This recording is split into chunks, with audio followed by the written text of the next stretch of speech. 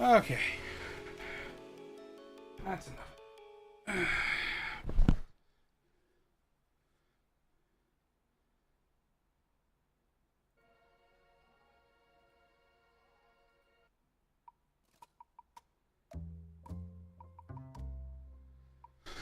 All right. Do-do-do-do-do.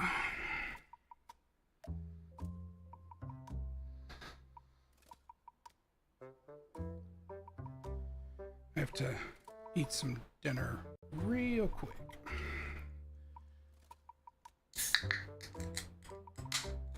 Before we get started. Or as we get started, I should say.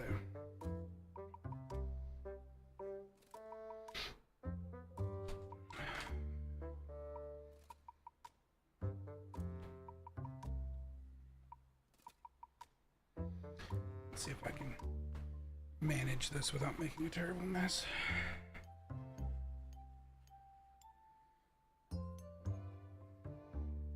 Boop.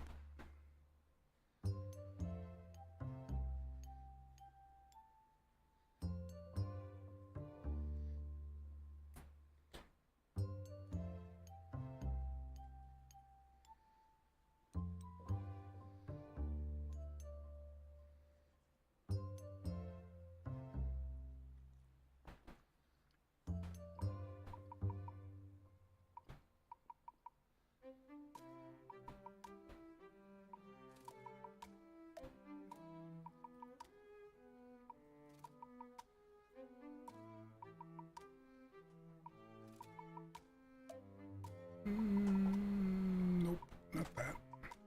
Nope, still not that.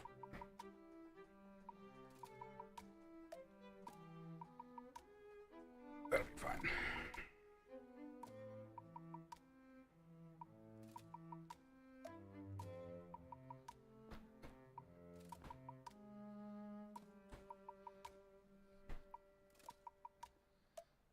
Okay, so where I left off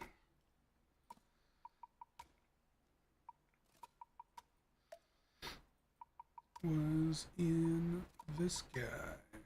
No, well, not this guy technically. But I should open him because that's important.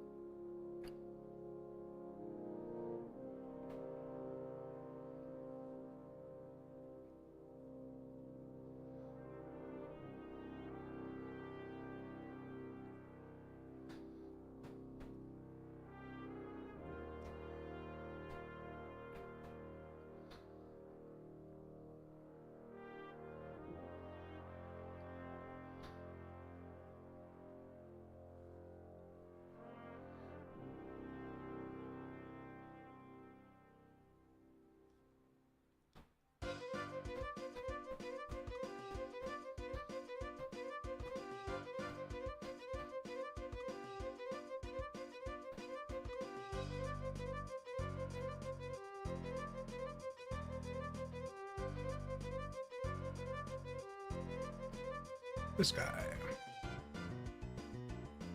So we got to the point where we could show commands with text, which is good. We're showing our keybinds through text prompts.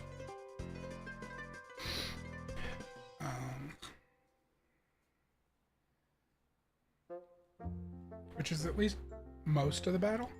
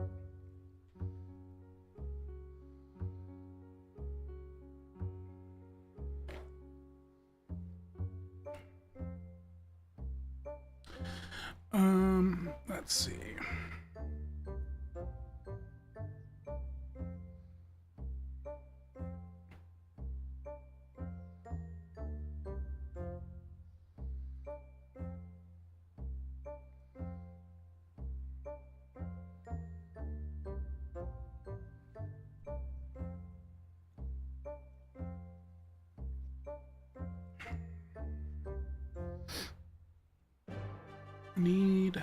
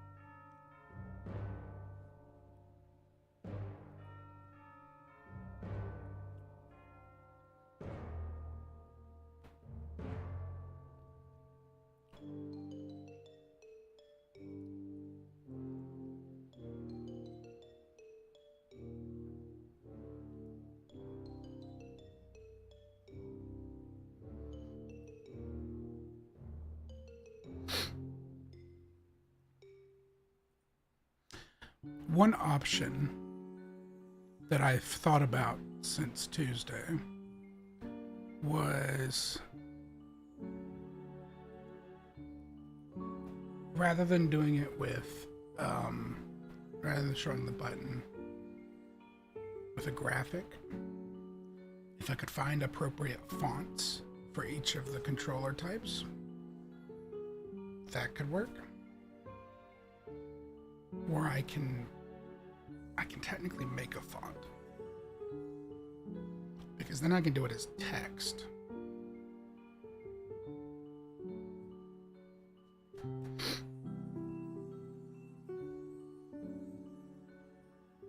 And I could technically do it through Font Awesome, because they have a thing where you can add your own symbols to the font, and I just would re-import that stuff. It would make like a font subset or something. I forget exactly how it works. But we're about to have an ad break, so...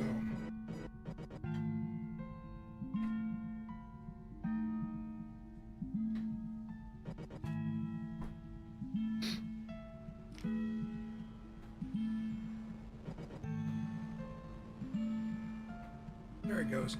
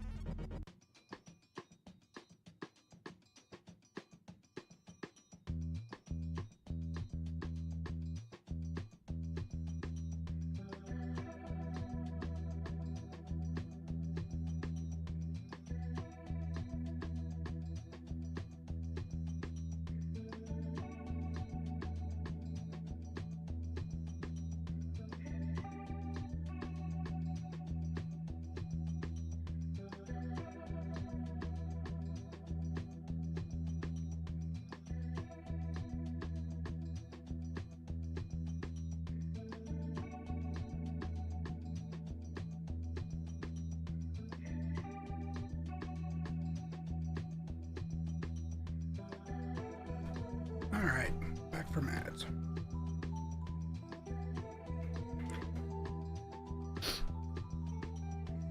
So let's see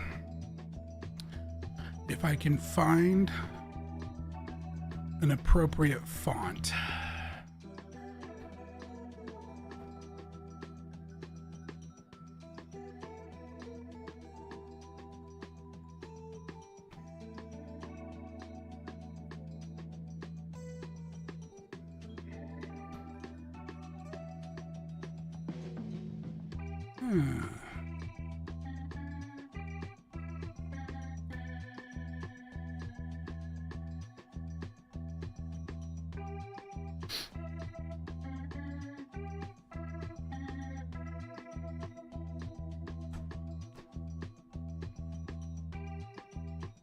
Let's see, controller icon font.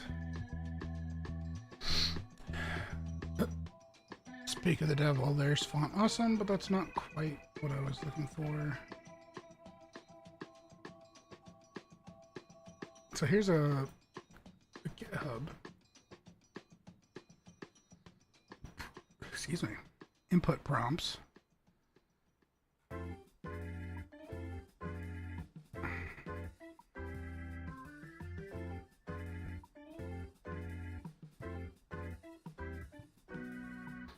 It's got a lot of very UI-esque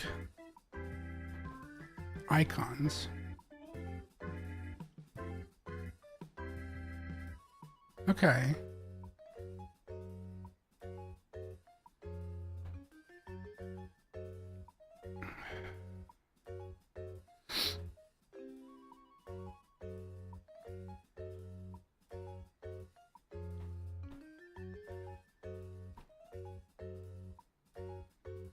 This actually might be a better way of doing things.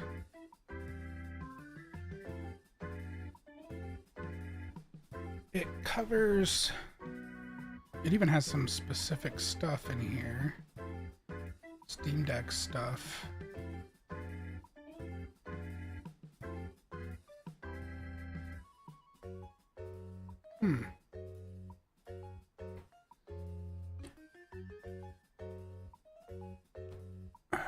Interesting. It's got keyboard stuff.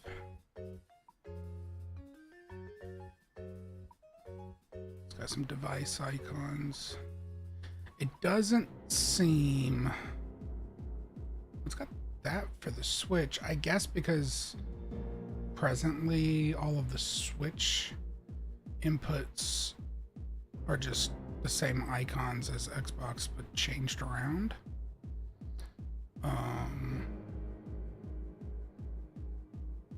Interesting.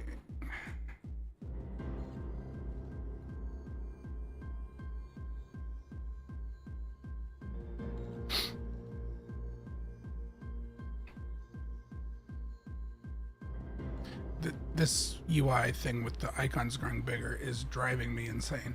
I mean, it's got the DualShock pad thing, which isn't that actually like, well, the new one is the DualSense pad.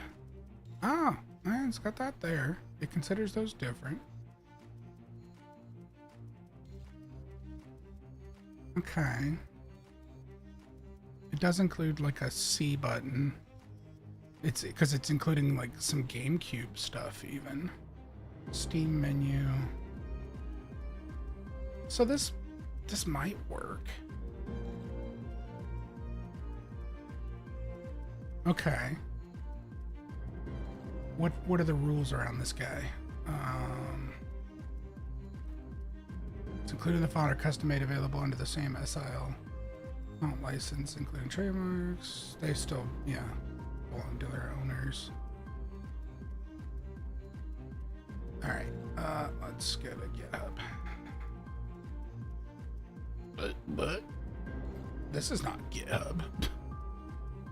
All right. Well, I was gonna start it so I could keep track and remember to come back here, but that didn't work so well because it's not GitHub and I don't have an account on that site.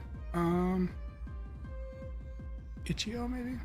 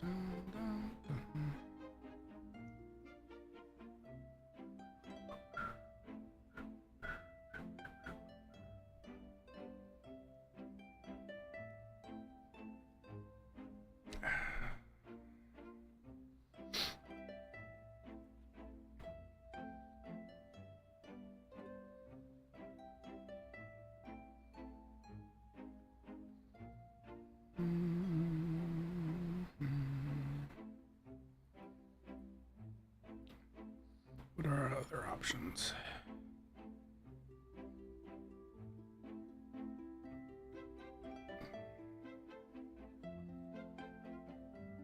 Oh, these are just icons of the controllers themselves. Which I was just commenting that the other one didn't have the diagrams for like the Switch controller. So that's actually kind of good that this is here. Cool. I can mix and match if I have to.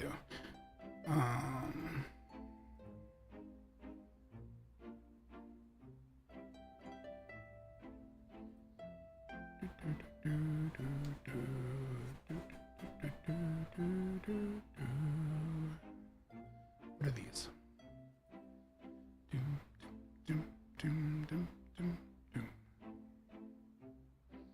These are like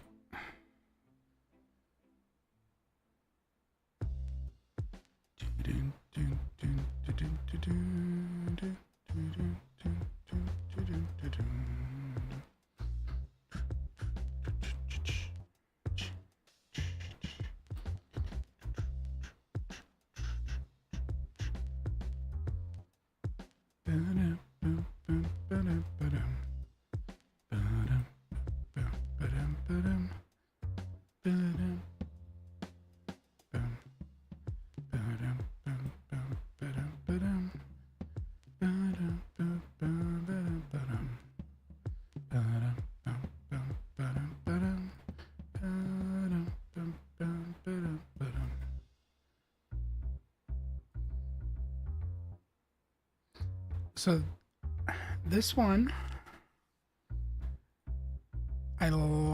it's very simple.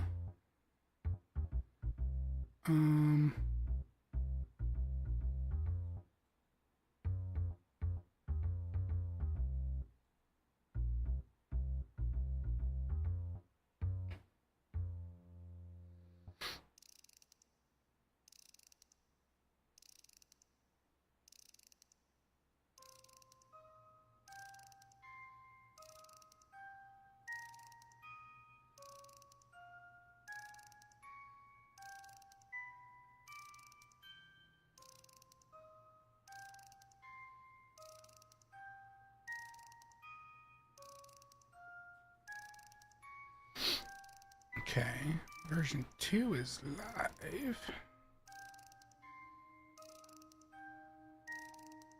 Oh, that was 2 years ago, so that's probably what they're referring to. Alright, so that's an option. There's, of course, Open Game Art. The trick with Open Game Art... Oh, these are like super basic, and it's just basically a kind of Xbox controller. Trick with Open Game Art is often you don't know what the rights are on it.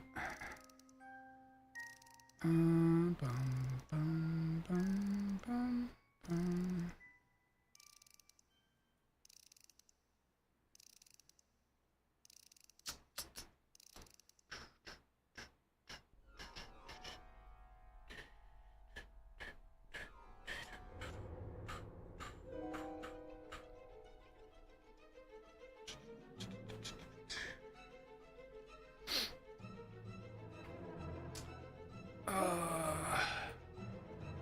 Wasn't there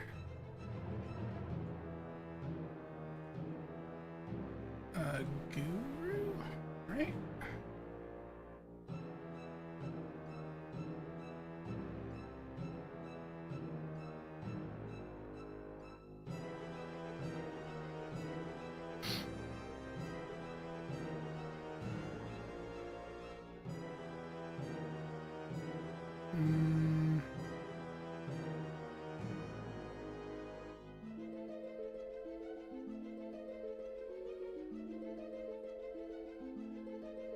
There's this guy. Oh god, no! I don't, I want to see it first, you turd.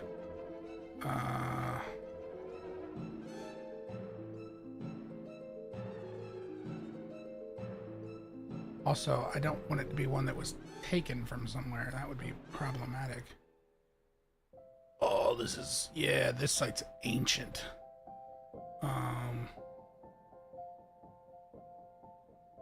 Or just designed to be ancient? I don't remember. Is it actually ancient? Copyright 2000 to 2020. So literally has kept the same website design since 2000. Oh my god. It's amazing but awful at the same time. I need... This is...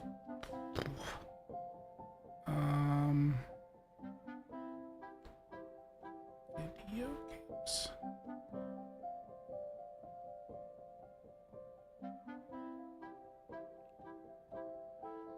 Is it controller font? I think. I found this once before. Yeah, here we go. Typefaces. So freeware. Okay. Just going to do.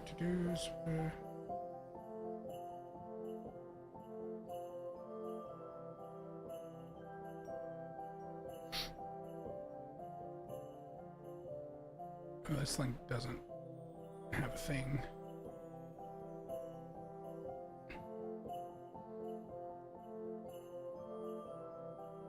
Xbox One.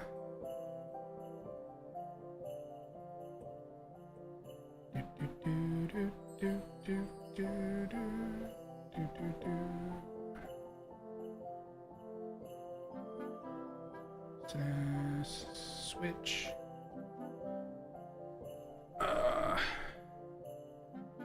PS4. Which doesn't even include the DualSense pad?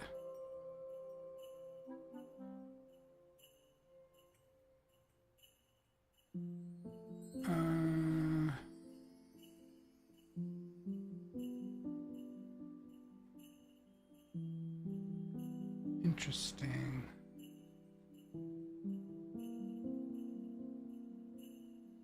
Yeah, so, okay. This one might be the better one. I do like this.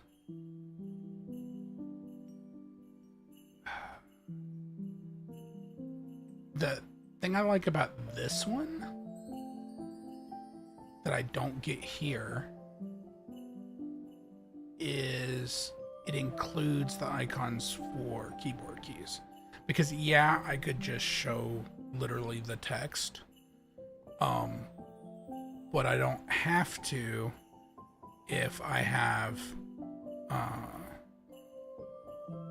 the keyboard key. I can make it like kind of consistent that it's a image, quote unquote. All right, I'm not gonna log in to this in front of everybody's here, so we'll download it here. Or not.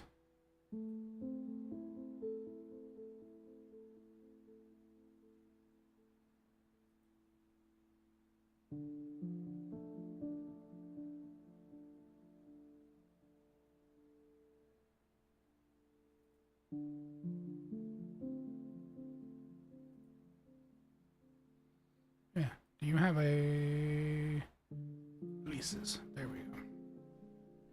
Oh, is this just running on Git-T? It kind of looks like Git-T. Oh, 4 days ago. So it's even getting like current updates, which is good. Yeah.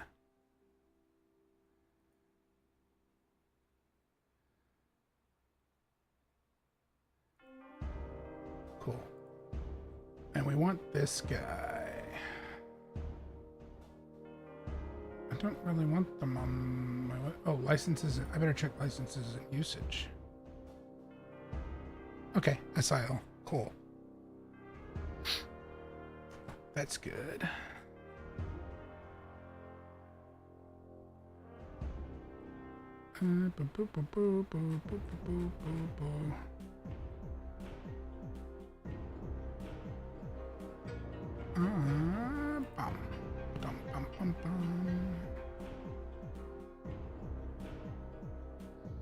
with the font.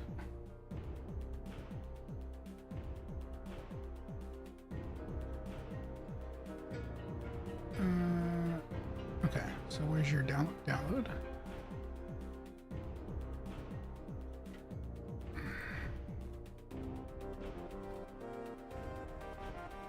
Yeah, because this one is very basic and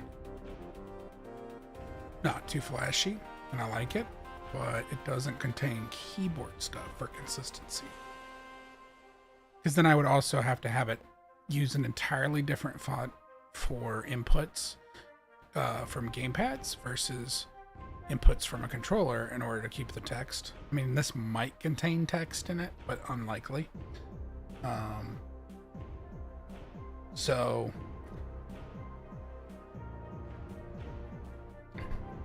if I do a single font for all of it, then I can stick with one process, which is good. I do want to go back to your website here so that I can see the codes and stuff for that. Cool. All right. Because, yeah, as nice as it is to have the icons in here, I think doing it with a font is going to work better.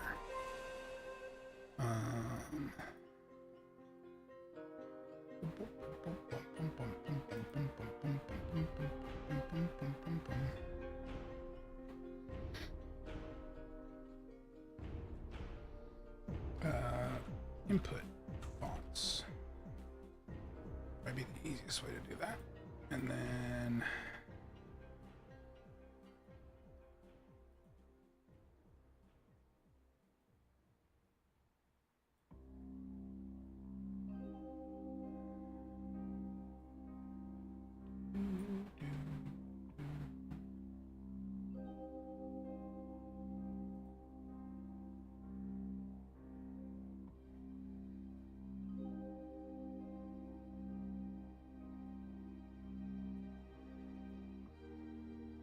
extract archives.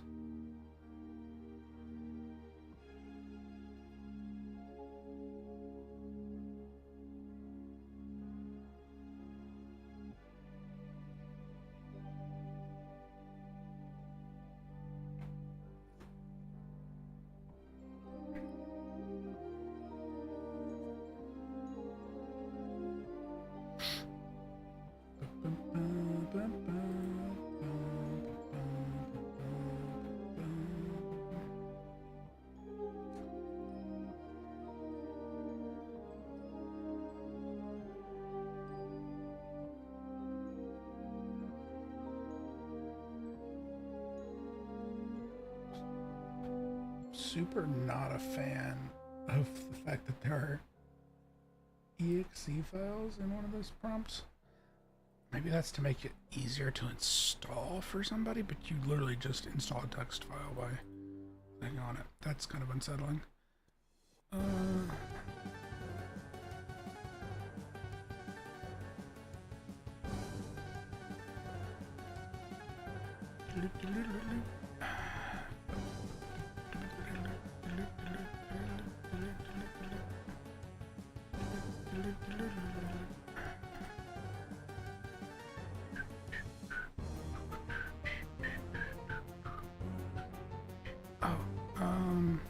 Wonder,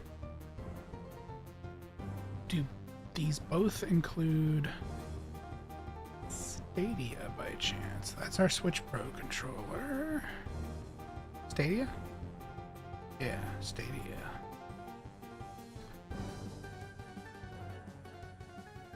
Cool. Does this include Stadia at all?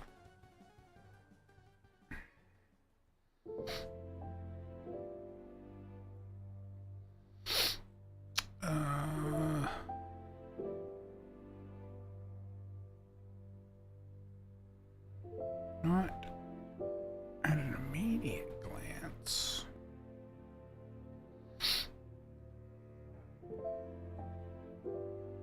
That That said, it uses a standard Xbox layout, so that is by no means a major issue.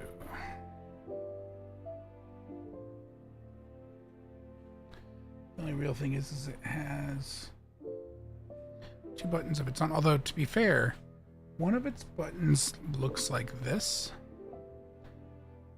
and one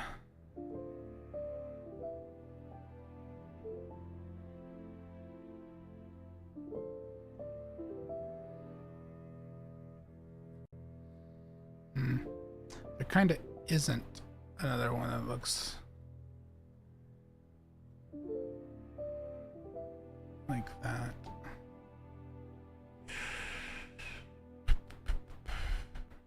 I mean, it's that, but rectangular.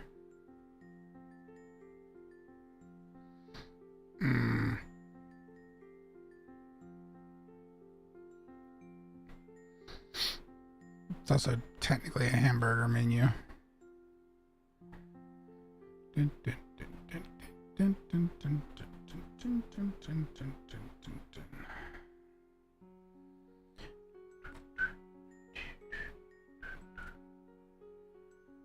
Yeah, I don't immediately see an option for it.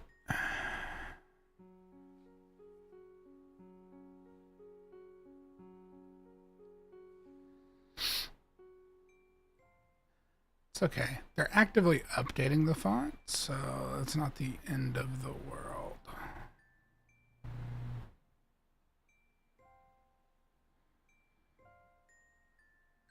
And I mean, this is technically what's on the button, so I could make it work.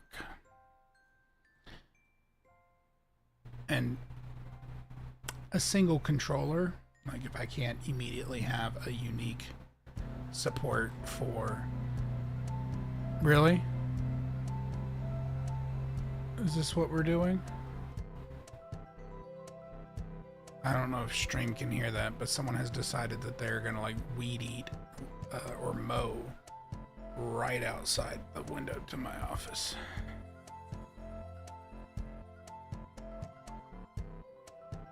Yeah, so this will be fine.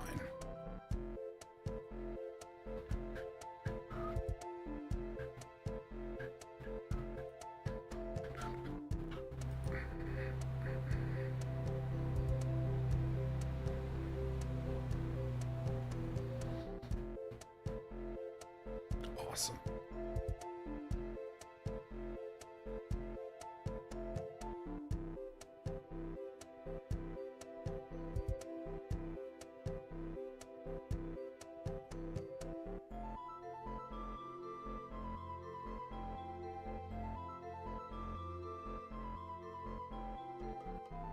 What?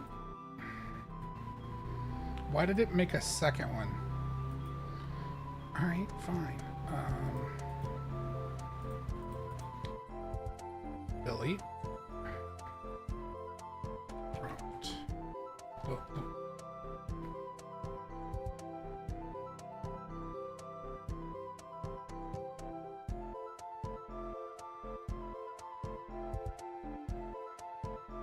Oh, the UI was just broken. Cool.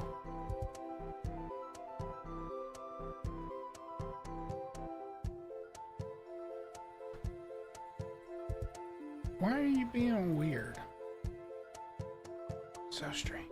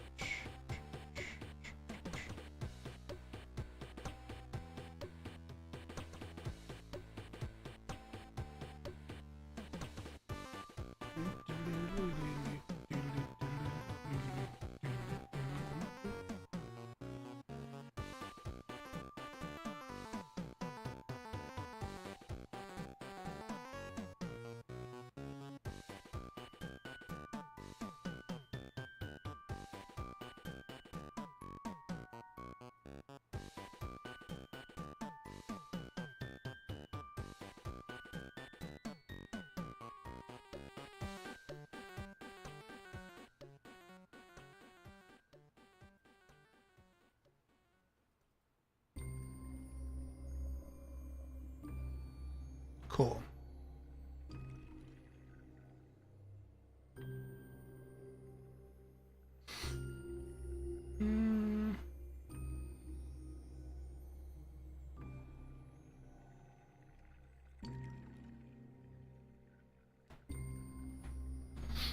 All right. Now,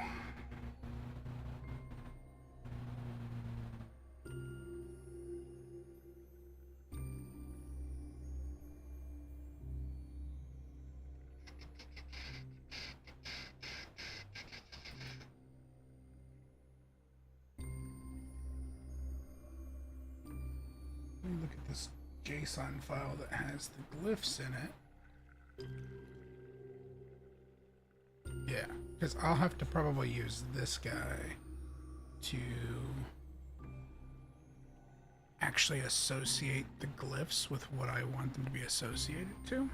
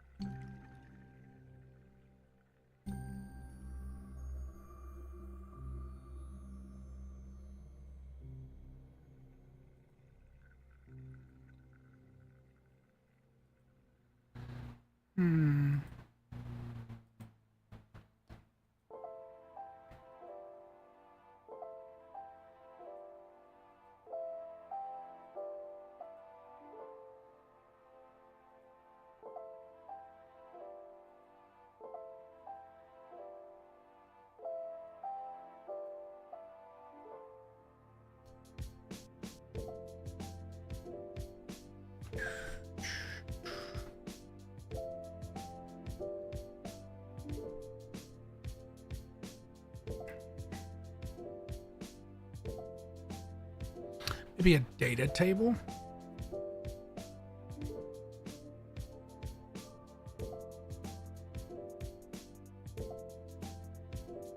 That might be the best way to do it.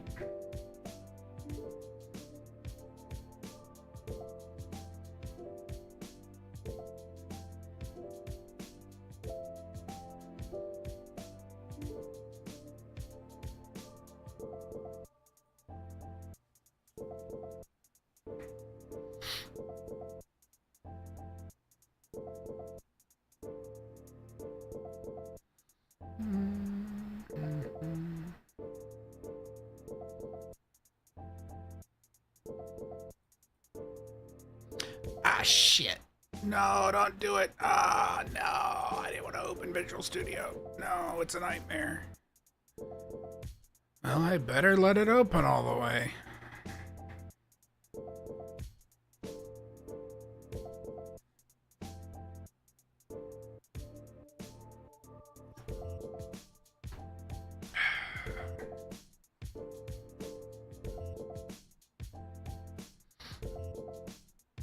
Rip.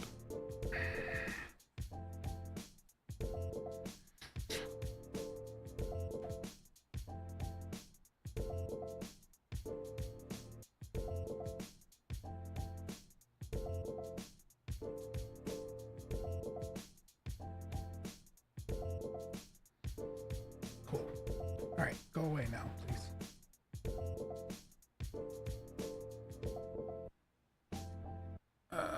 Blueprints. Did I put that in the interface? Key. Yeah. And I did that in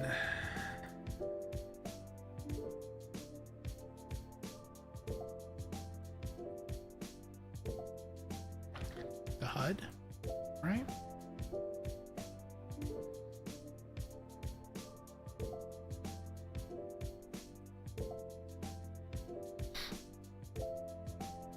Well, no, I did that in the player controller, I think. The HUD calls it. The HUD isn't actually assigning anything.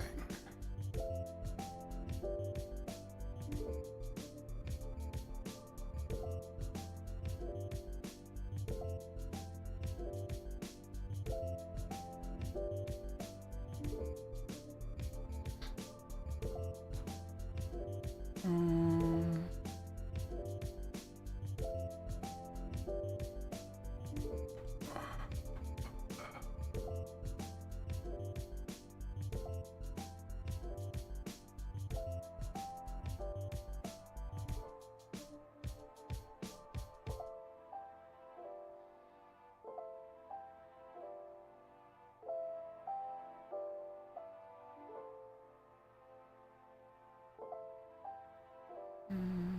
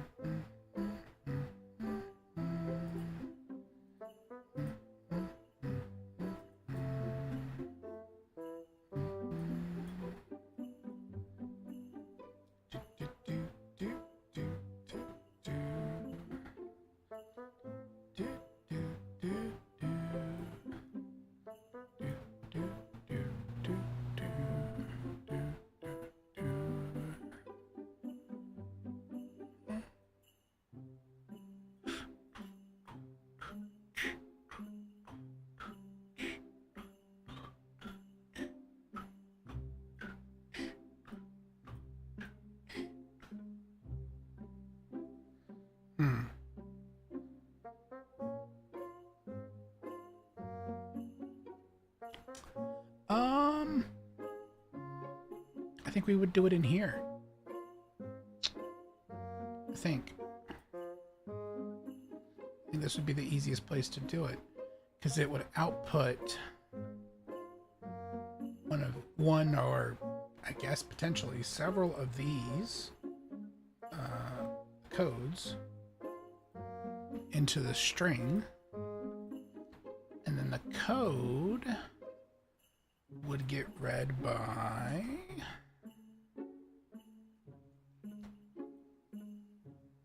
where did I define that stupid thing? It's in, is it in fonts? It was a style. I did like an input style.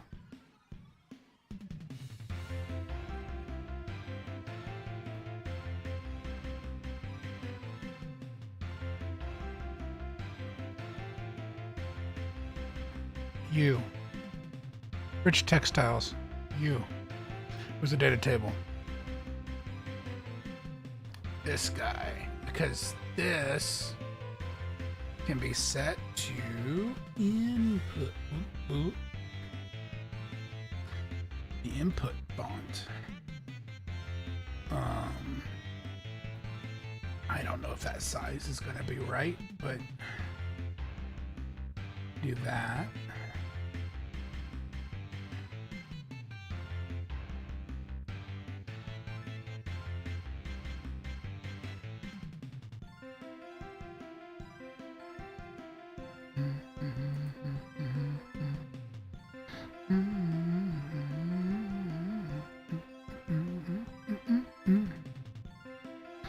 So whatever gets put here, we'll use the other font.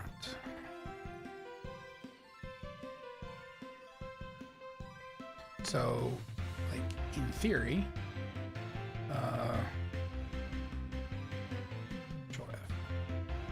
Xbox.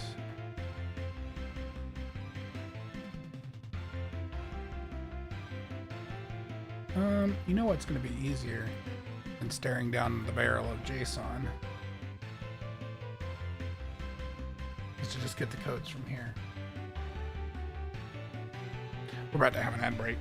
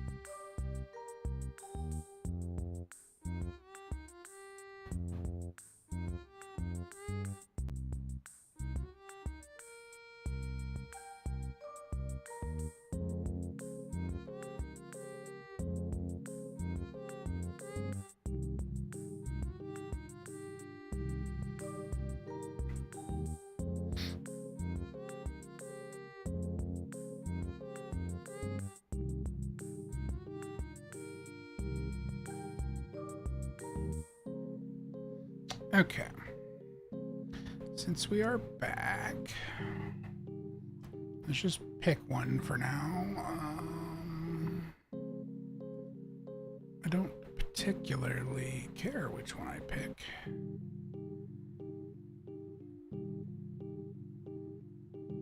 So let's just go with A, the A button. Yeah, this is what I want. Could also be the glyph, but I think the Unicode will be fine.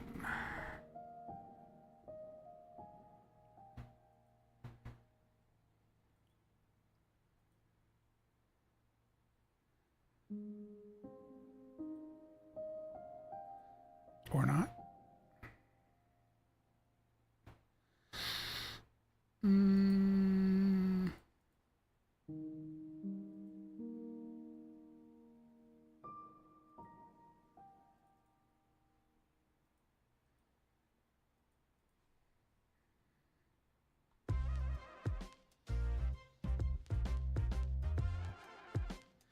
It's the glyph. Need that specifically.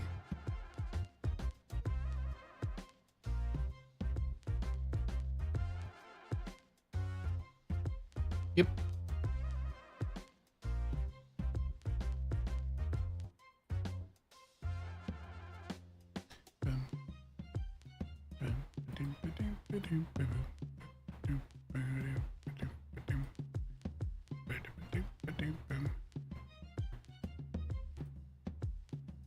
What?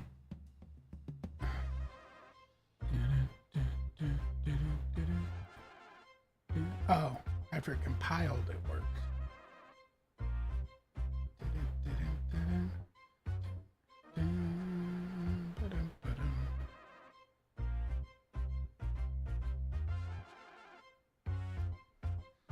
Okay, so that will work from that perspective, but that means I need the glyphs for each one, which is fine.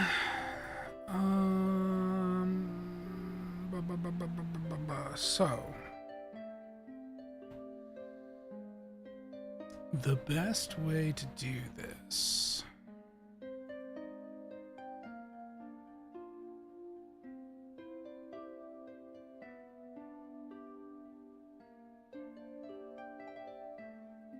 is probably going to be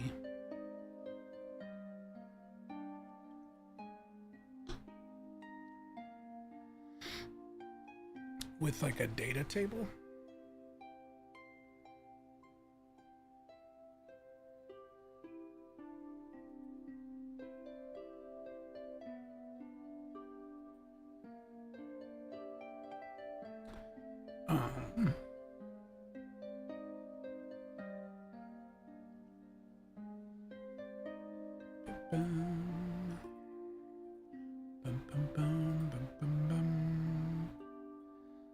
Because all I'm really getting here is the text, so something has to set it. I think in this case I did it with the HUD. Yeah, I just did it here in the HUD. So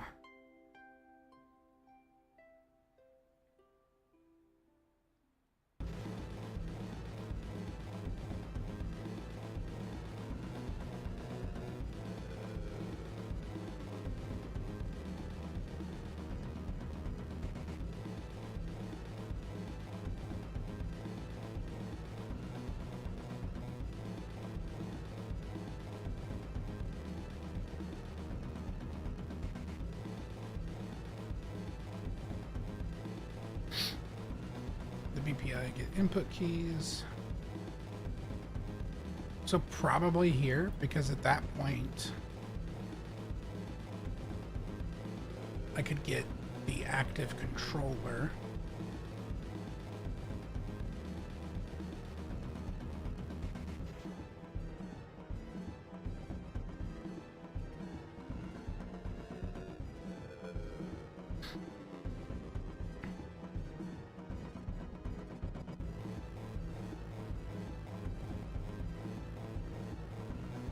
And it would probably be what I would handle here in the macro.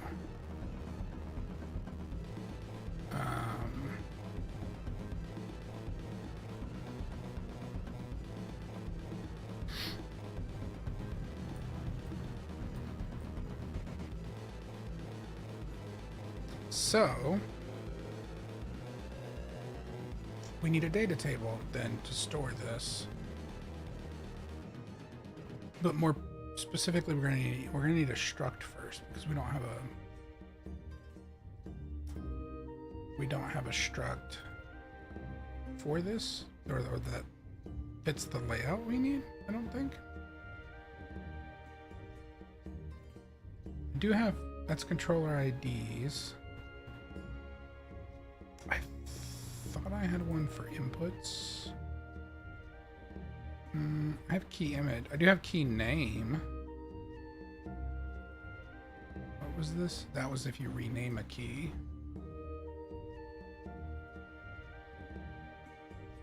This structure is almost what you would need, but you would need the you wouldn't need texture.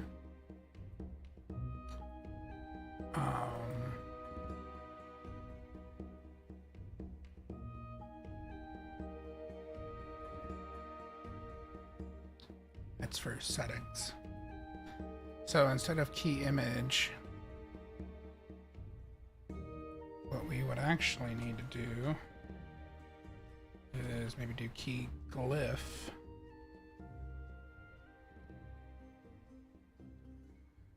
And then we need key, and then probably just controller types is all we really need. And then our a string for our glyph.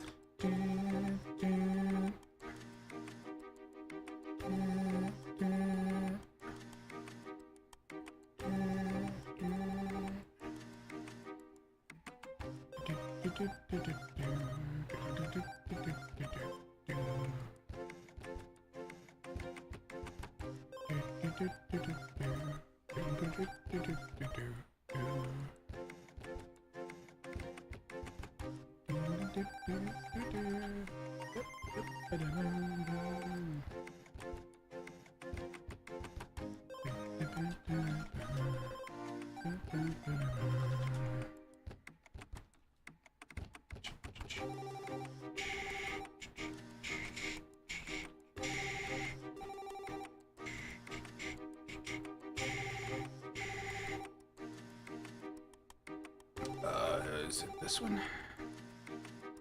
Yeah, that'll work. And then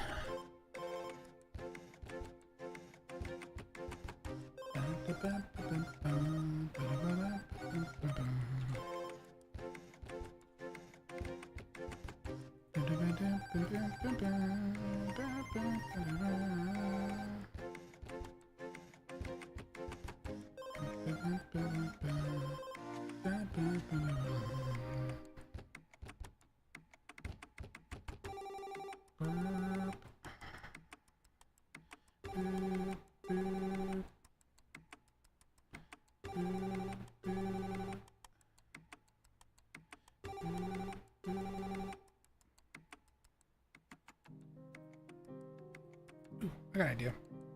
We'll make this optional for now, or we won't probably fill it in or use it in anything. We can set a color hex code, so we could potentially color the icons and do it dynamically.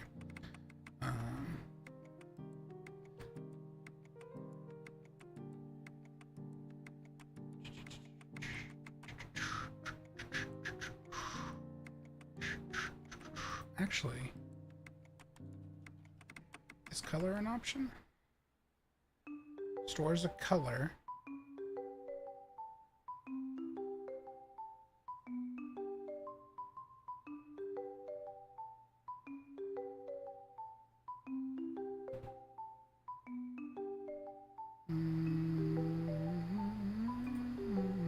Nope. Let's try this a few ways. Color. Yeah, that's actually way better. We won't set it as hex because it's not technically a hex. It's storing RGBA.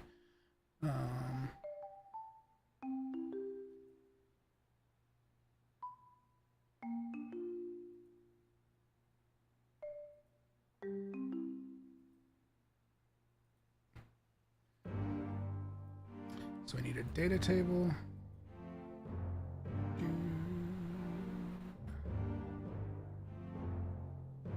Miscellaneous data table. I need F key glyph. Cool.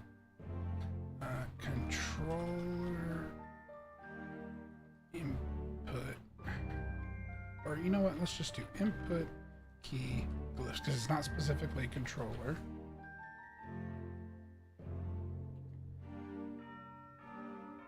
And that fits with our naming convention that we're already following. Cool. Dun, dun, dun.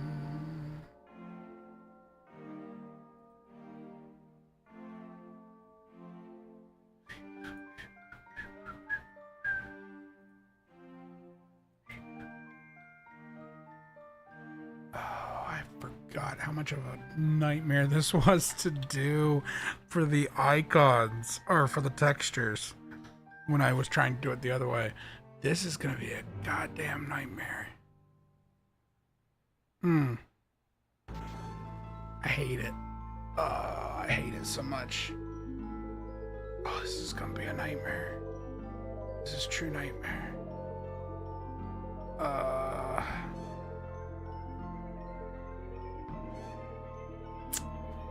Okay. Hang on. So I guess the good news is analog controls, for the most part, appear to be used generically, which is fine, perfectly acceptable. They do make unique D-pads for the two, which is fine.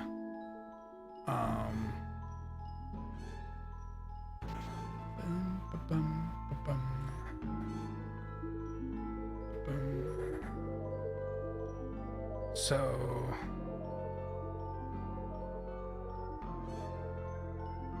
what I can at least do is duplicate the gamepad one, or the analog, all the analog controls for each controller. I won't have to make them unique each time.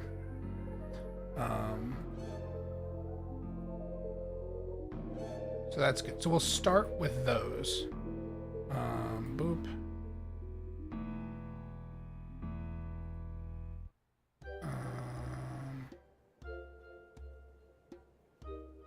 I'll rename the rows later. That's fine.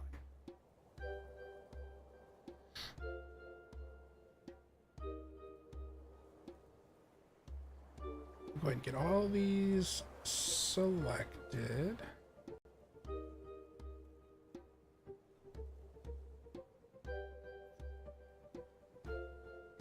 I'm actually not sure what it considers the 2D axis, to be entirely honest.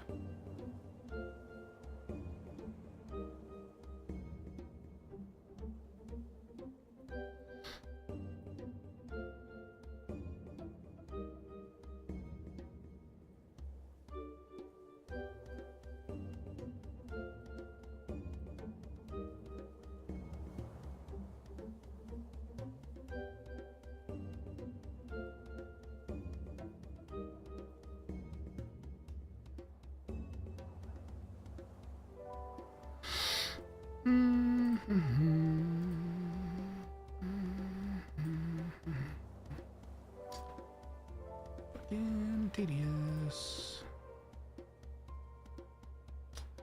But I think this method is going to work better than the texture method,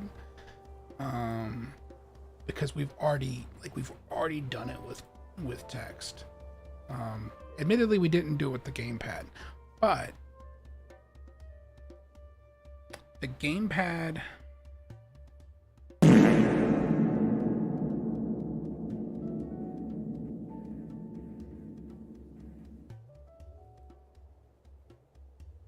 really. Thank you for the fart redeem. The gamepad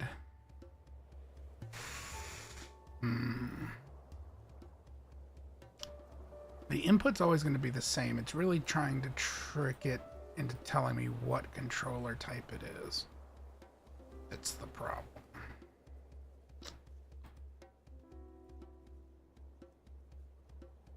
I just hate that I basically have done this once before already. Boop and a boop. And then... Okay, so now we need the glyphs for each one.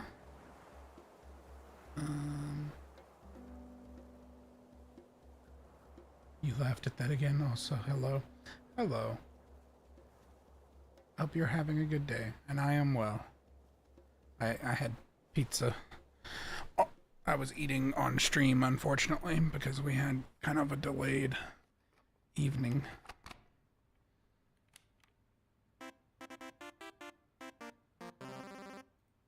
Okay, so...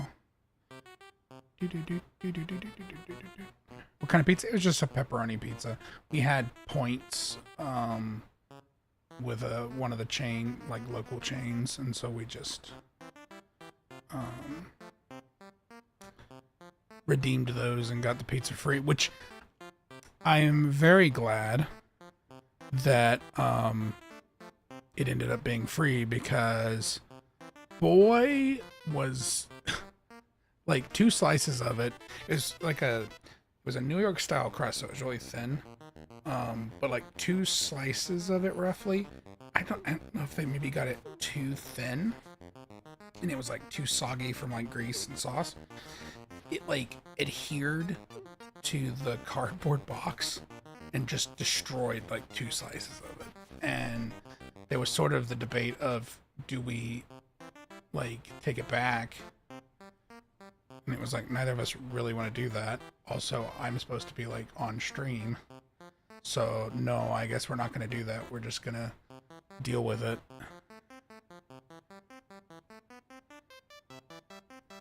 I was like, well, at least it was free.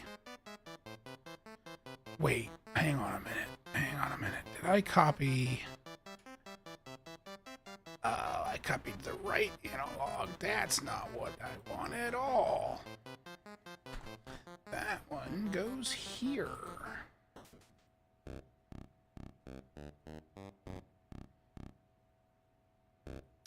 The left one.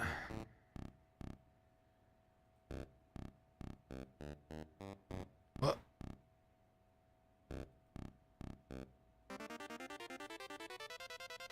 Oh, no, okay, it's fine. I'm just blind, apparently, and did not immediately tell that there was, in fact, a difference.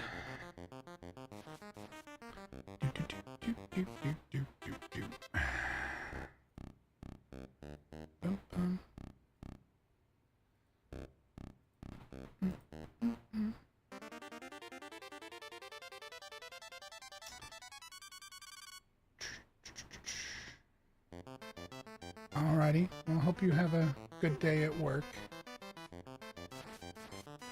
Raise you I like the bot says it's raising you a slice of pepperoni.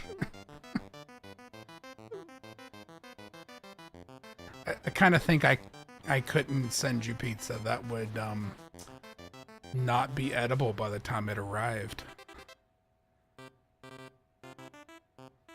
Also, Lord knows what that would cost.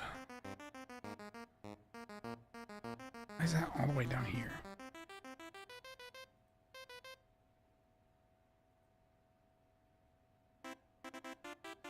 Boom, boom.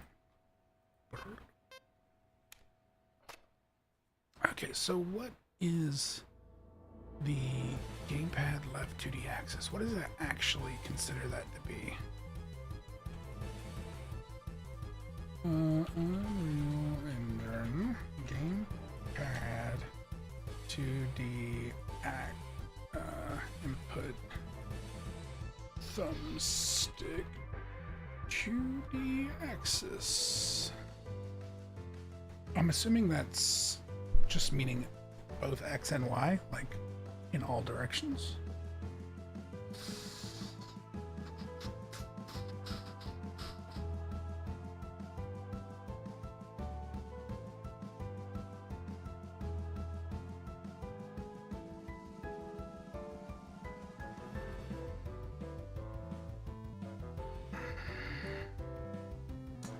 Current value. Okay, so that is like the whole thing, basically.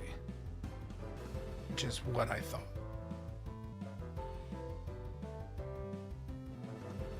So then that would be... Oh, I really hate that animation. It is the worst.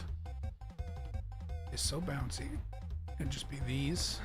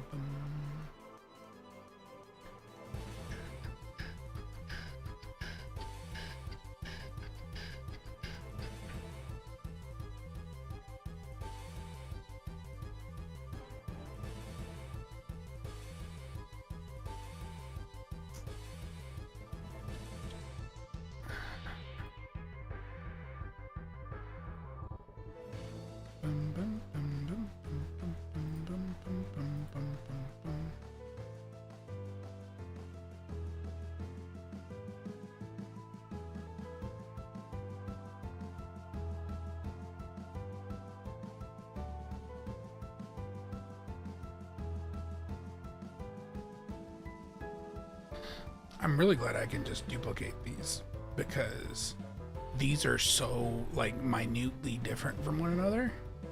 It'd be really annoying.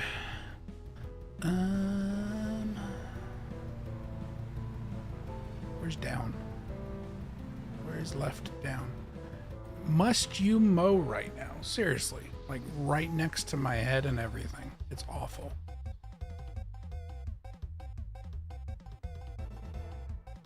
Weed eat or whatever it is you're doing out there.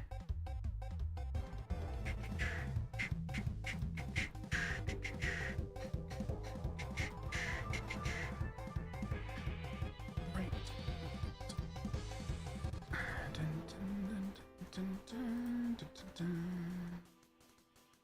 I'll take right up. That works. Right stick up.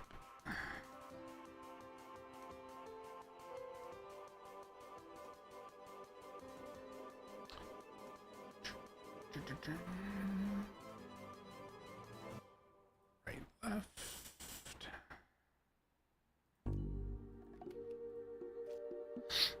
Now I need right stick down.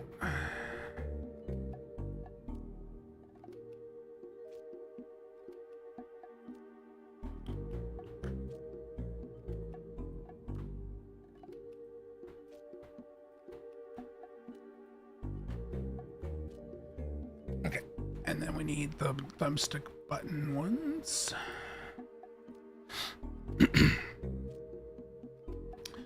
Do they distinguish those at all? Yeah, the click. I will say, I'm not 100% sure that that's obvious what that is. I feel like that might require a little bit of user UAT test, user accessibility testing to confirm if people will understand what that means. But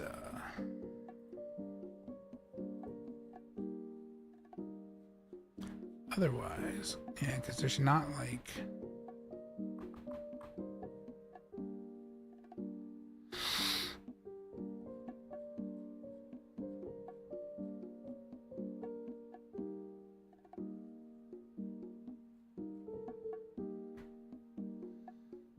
yeah.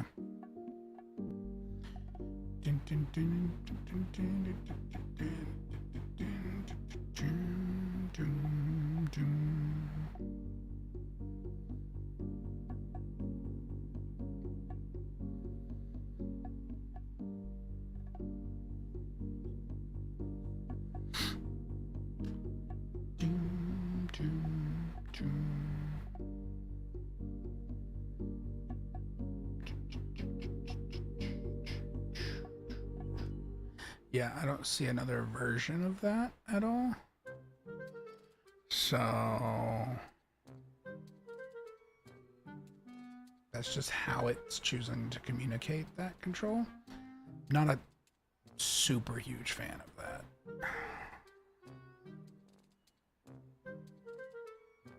But I mean, the alternative might simply be this in that case, and that's not great either. So I've never seen that used as the click on anything before, but I guess we'll take a wait and see approach on that. So now,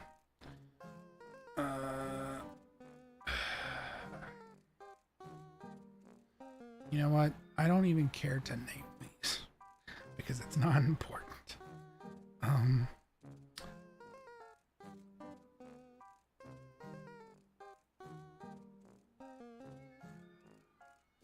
I really hate that I don't be able to duplicate all of them at one time.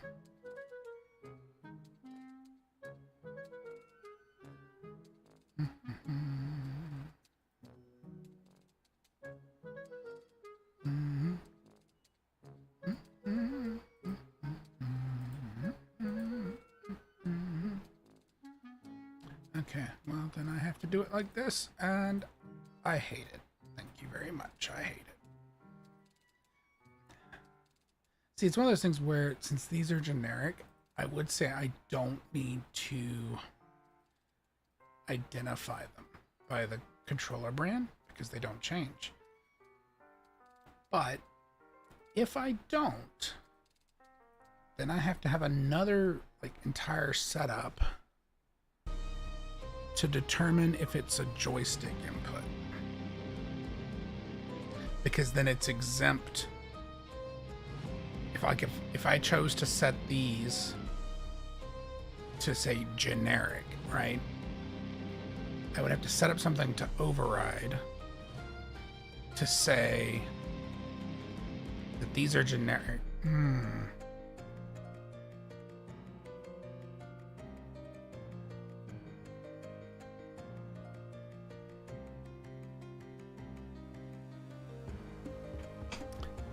That's not a terrible idea.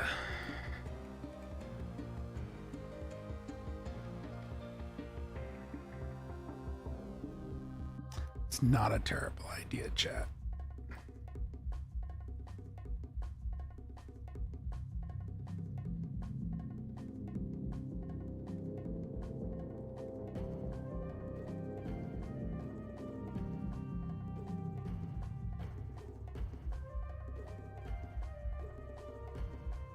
Because I could just make a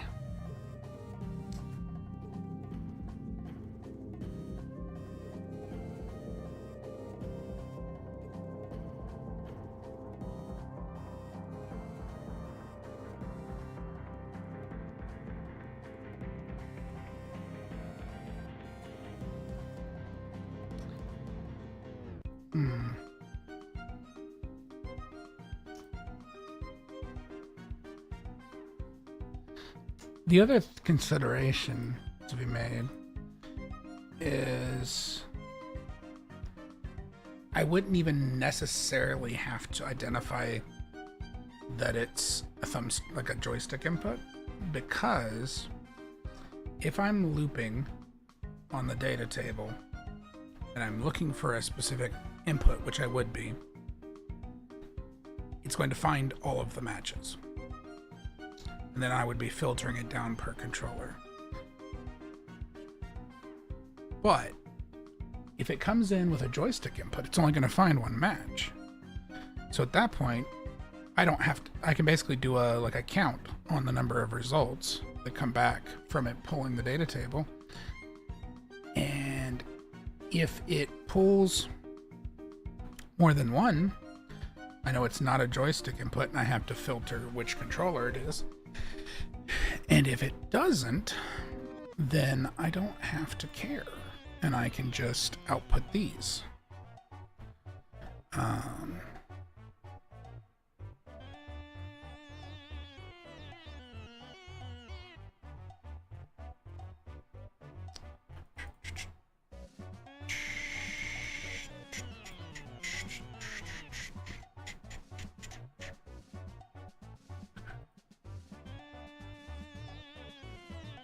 No, I don't want to paste the whole row. That would be terrible. Why would I do that?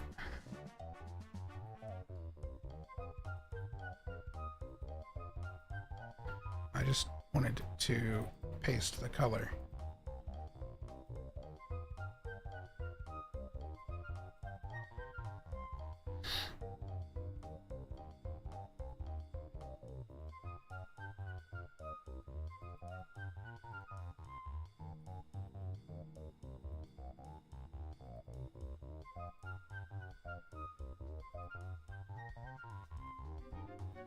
So I think after, I was initially against the idea because I was like, oh, I have to code something extra.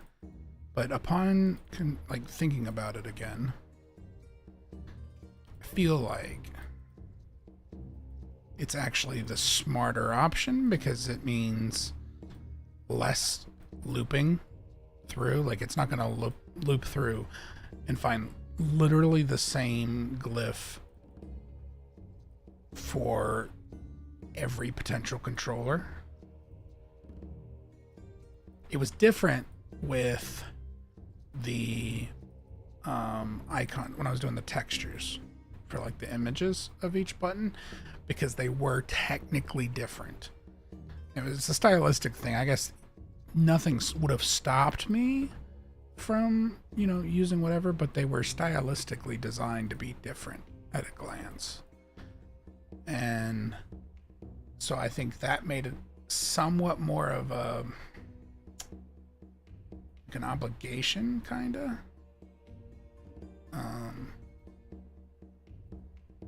To have done that. So I think that's what we're going to do. We're going to treat these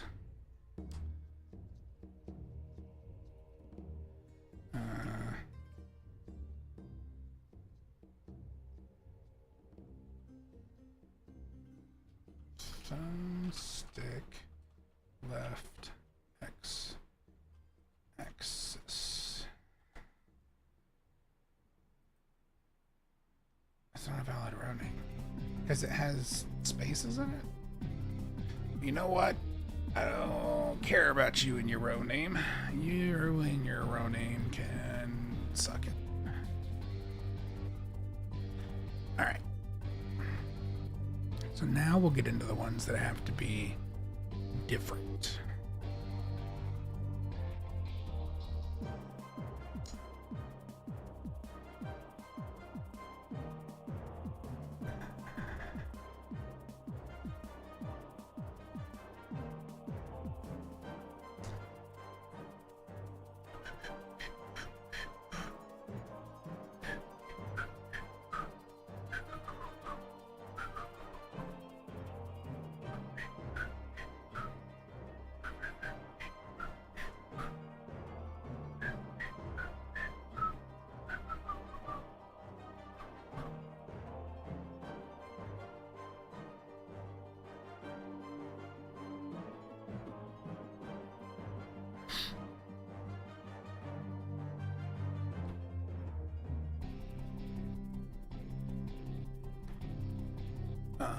Now with the D-pad stuff,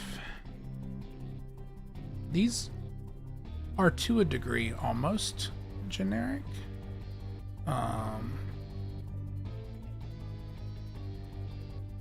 Xbox has its own D-pad, but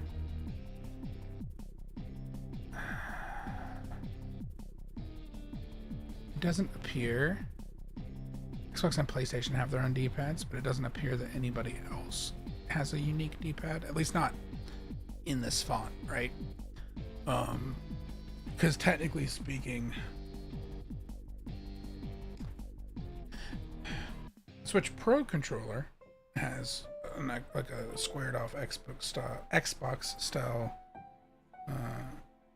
but technically speaking,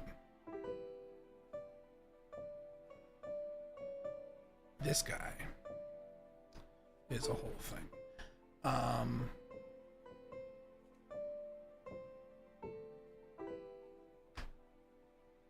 You know what?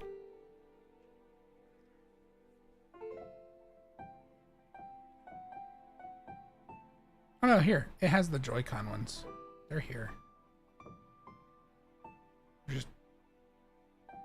bigger than the other because they're individual buttons rather than being shown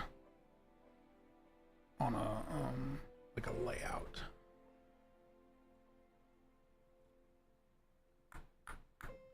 Okay.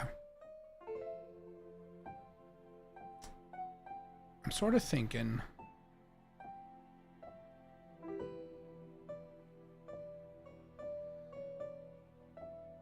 yeah, that should be fine.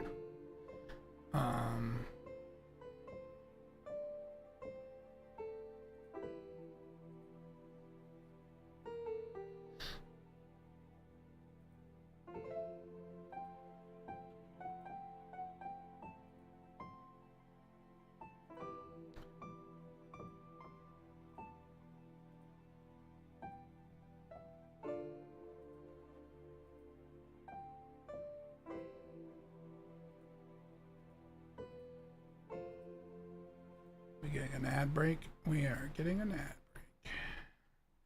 That is the wrong icon. And a boop.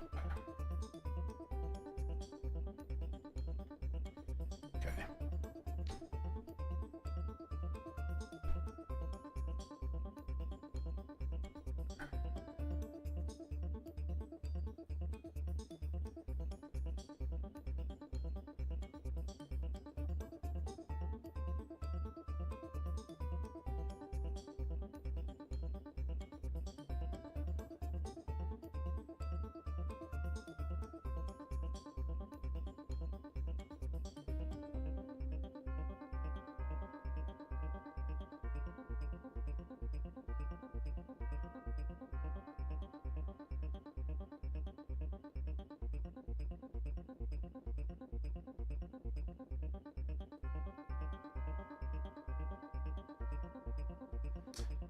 We're gonna have this little ad break.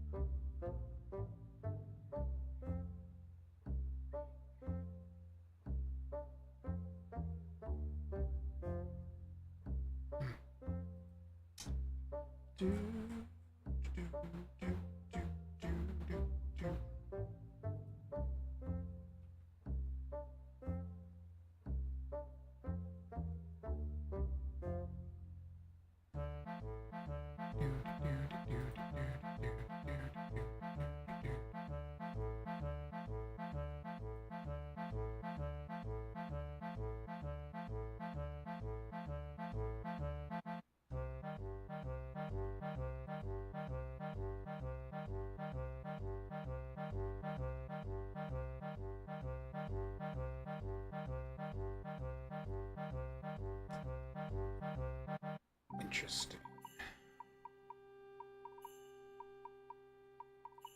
All right, I think we are back. Yeah, we are back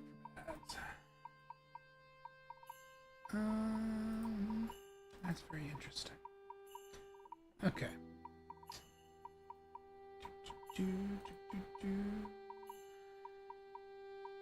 So we can duplicate this. Set this one for PS5. Duplicate PS5.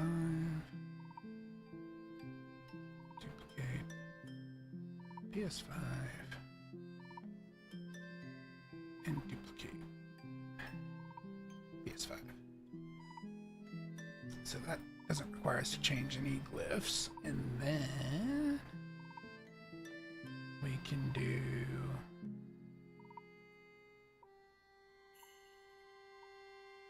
duplicate.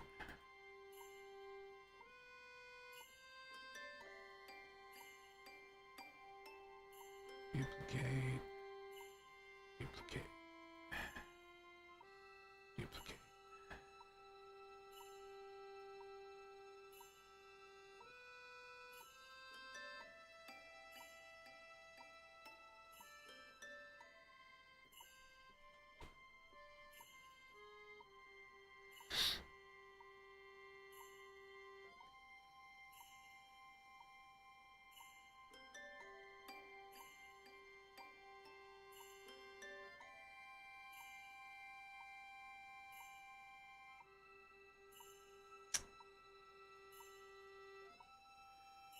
Okay, so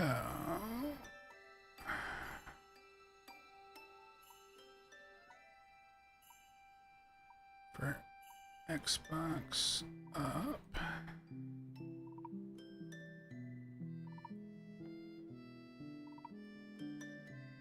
the glyph is that.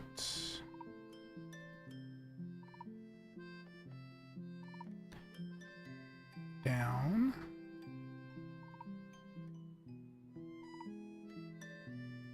Is that this glyph must not be supported in the default editor font is my guess,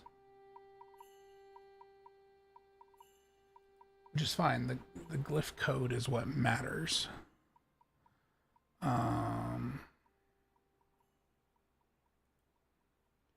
Do.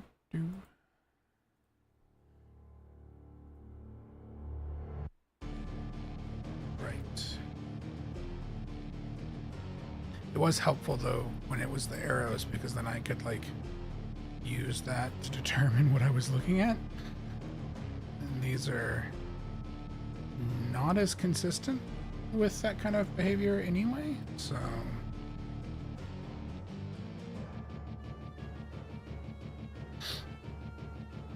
that is interesting. What is my default font for this thing?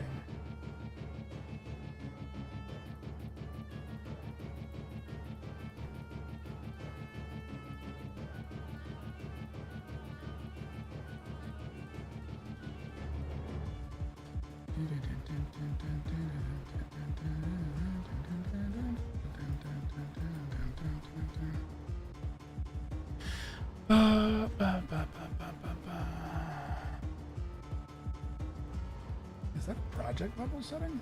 I guess it might be.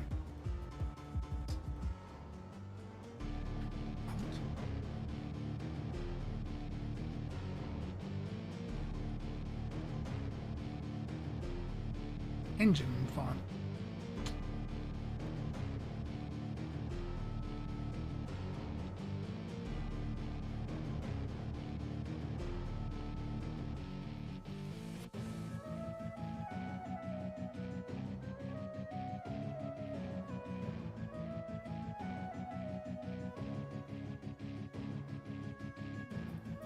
Okay, so none of that. It's not using a local font for the editor. It was kind of my thinking, but it isn't using one of those. It's using fonts that are loaded.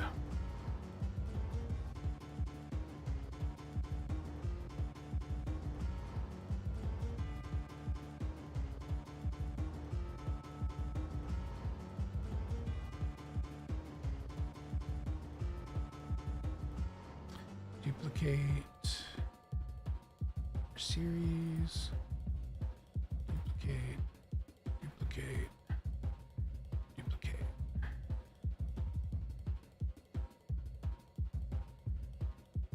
Series, series, series. And then duplicate. We'll do this one for Stadia. That's fine.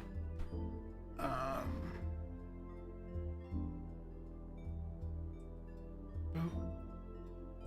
Boop. Boop.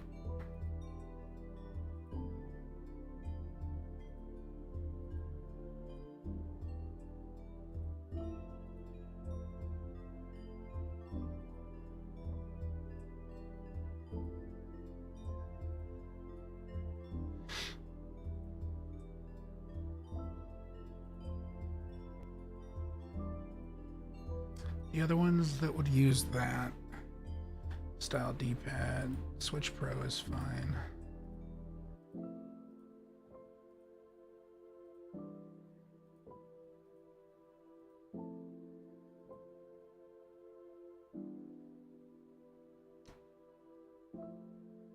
The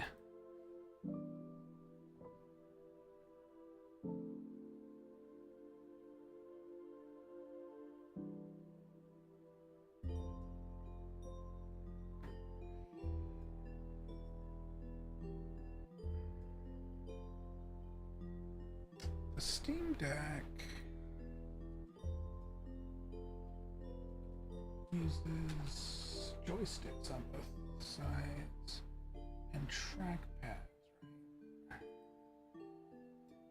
It does have a D-pad.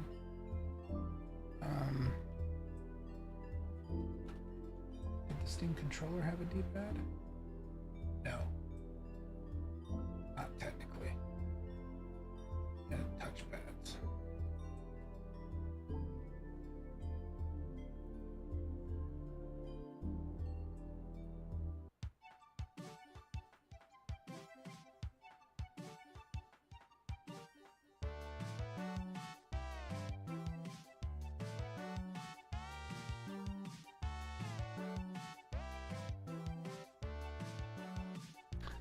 So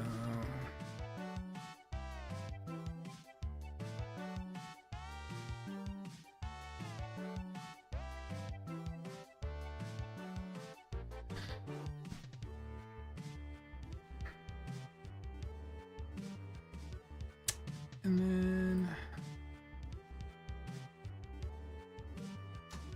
I'm gonna do something, and I'm gonna place generic in here as well, since I'm using that for the joysticks, because that gives us a fallback anytime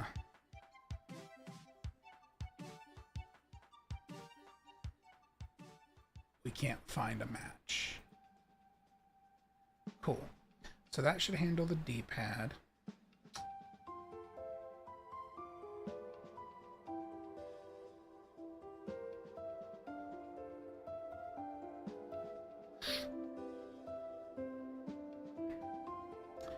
We do have special buttons to deal with, but I think I'll deal with the face buttons next.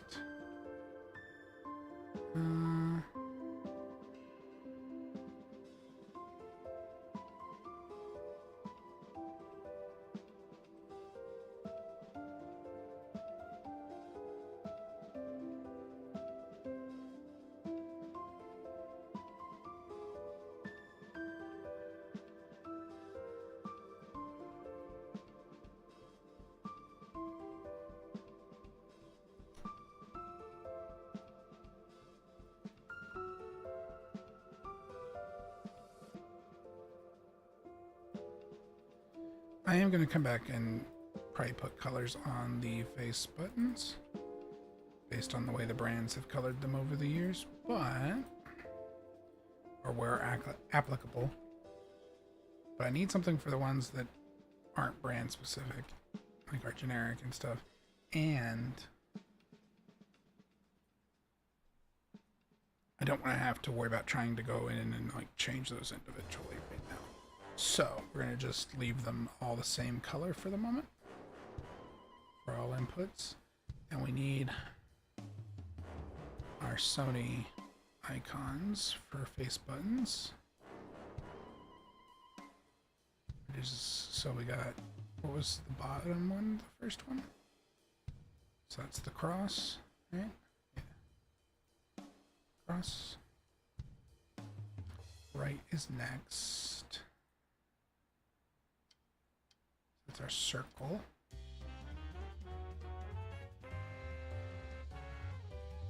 Do do do do do do do do do. Square.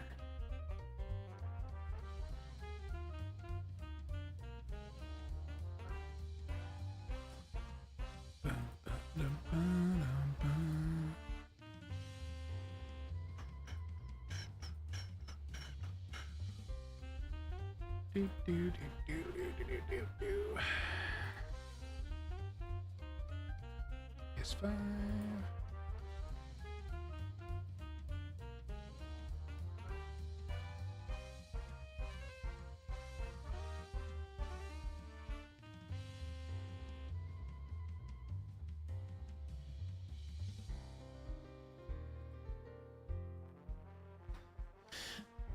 Do do do do do do do do do.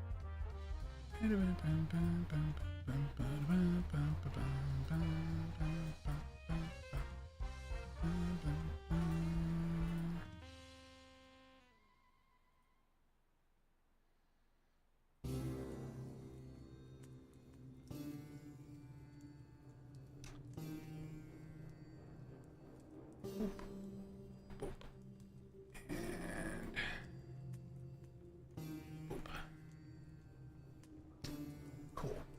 So we've got those, and those can actually be duplicated for quite a few inputs. So we can do this. That'll work for our Series X controller.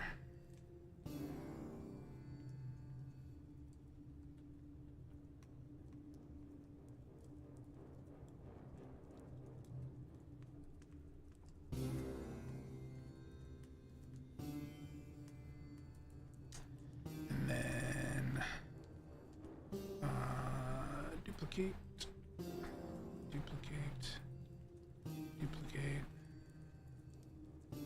duplicate.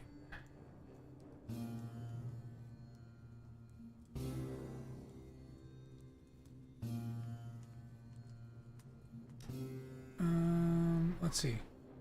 The Steam Deck will be fine for that. Stadia will be, because Stadia uses the standard Xbox layout. So Stadia is fine for these.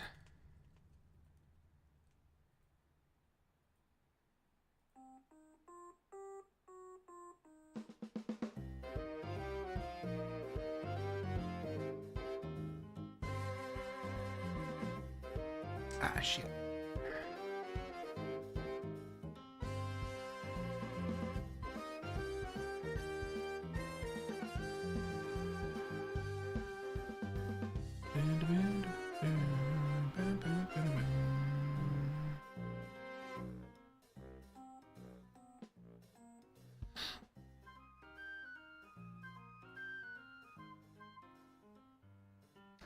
I've actually got an idea for how to handle a generic setup for this as well. Firstly, let's get them duplicated one more time and get the Switch Pro set up.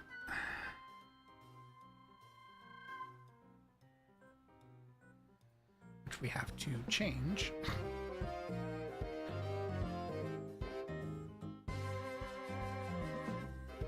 Because Nintendo has to be Nintendo.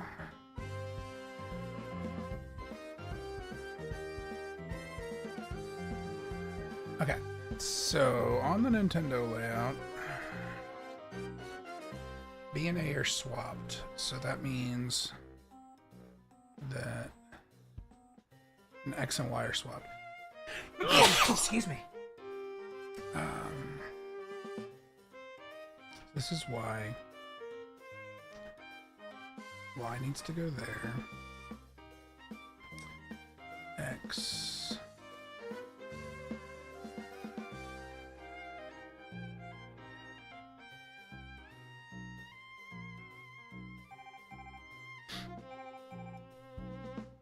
And A is the bottom. Boom, boom, boom, boom, boom, boom, boom, boom, boom, boom.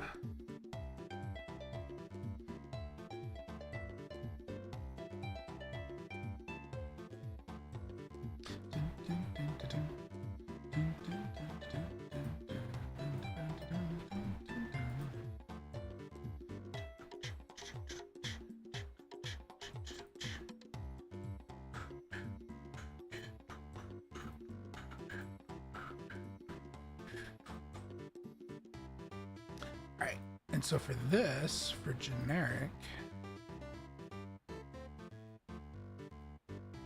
we actually do have an option here.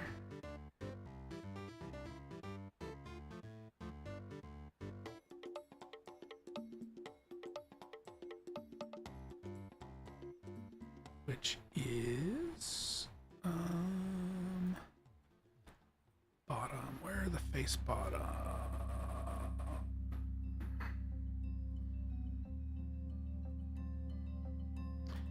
For a generic, we'll just show the position of it with this guy.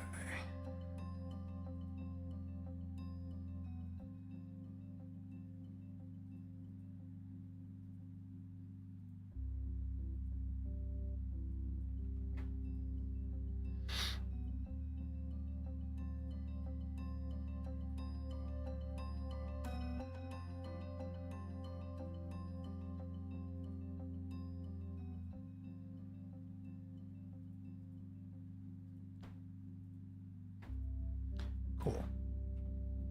So that keeps that where a generic controller can still have some feedback. We still have the special inputs and the bumpers and triggers to consider.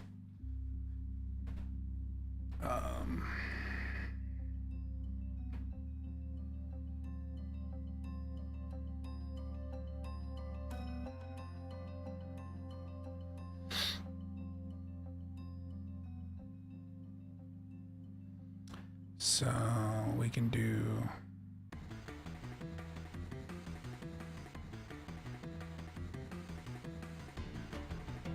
left shoulder,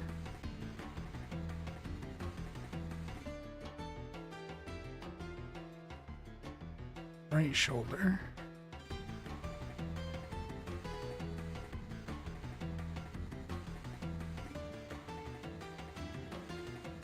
left trigger,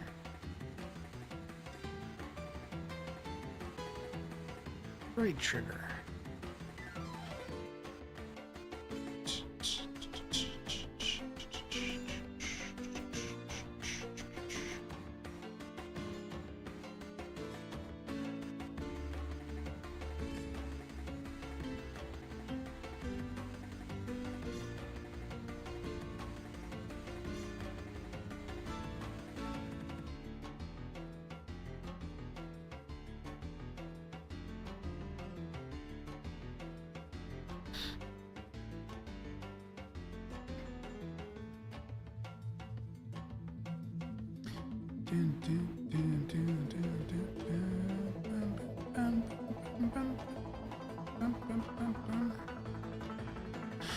Okay, so with our left and right shoulder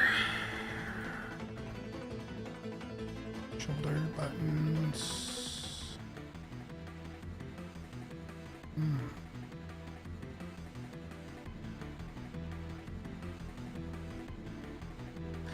Sony calls theirs L1R1, L2R2.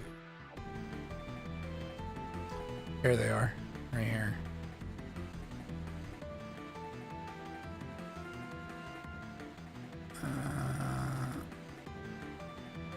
left.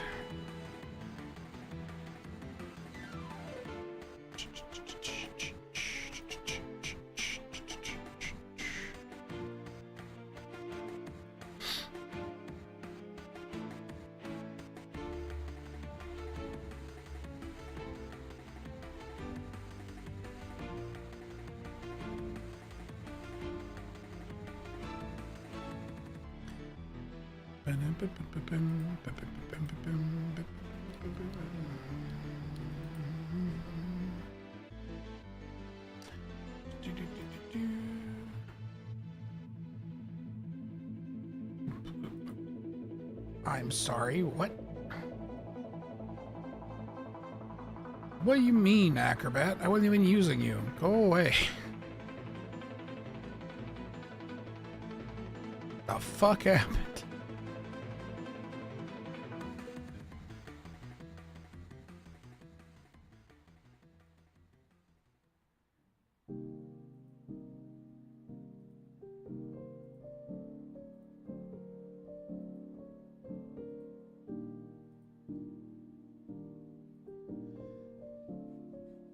Okay, there's those.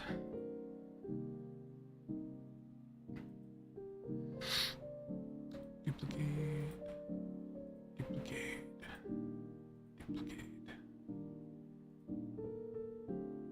duplicate.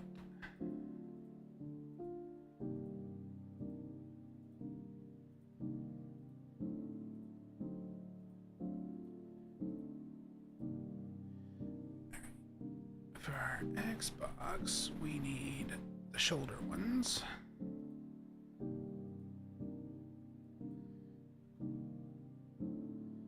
Ah, shit. Left shoulder.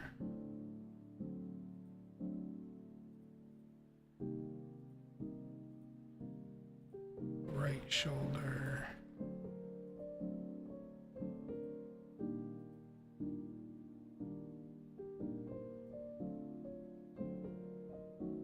Left trigger.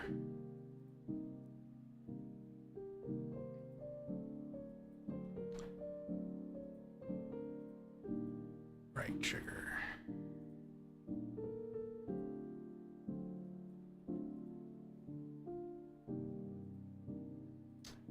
And then we can duplicate for series.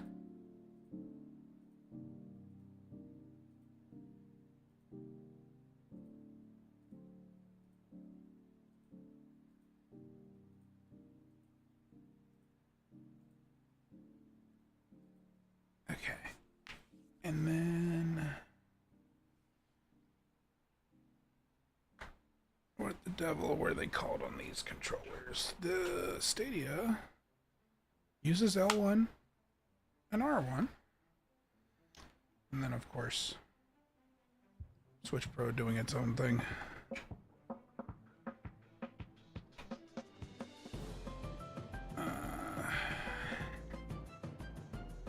I actually had not noticed that the Stadia did the bumpers differently, like PlayStation style. Okay. That can work.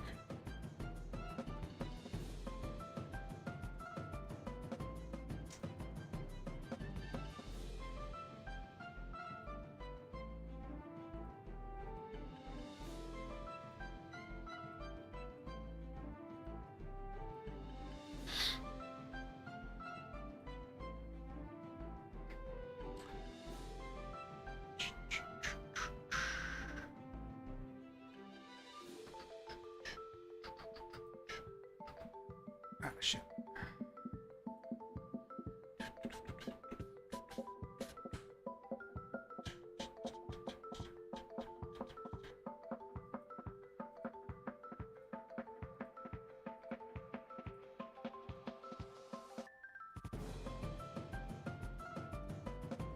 Bum, bum, bum, bum, bum, bum, bum. Bum, bum, bum, bum, bum, bum. Bum, bum, bum, bum, bum.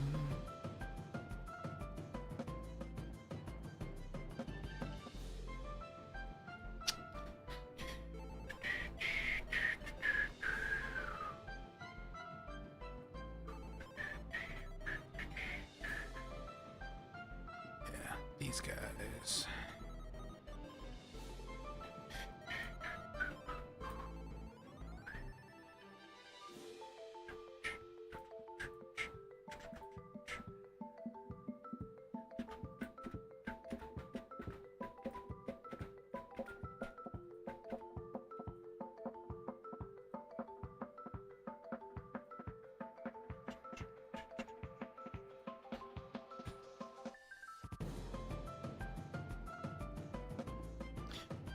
Dun, dun, dun, dun. Dun, dun, dun, dun, dun. Cool.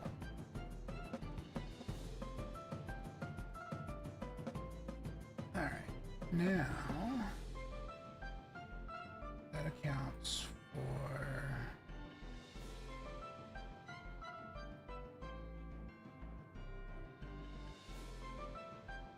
most of the controller types.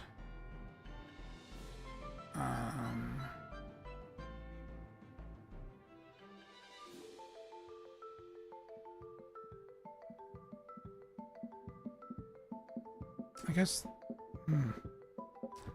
this would be like for the axis. Is that why that's there?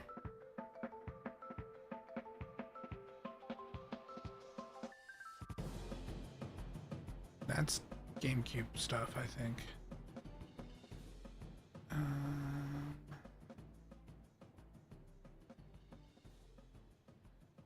That's trackpad stuff, which is Steam Deck, which I don't have native support in this version of the engine. I'll have to probably get a hold of which part of the Steam API that's in to actually do anything with that.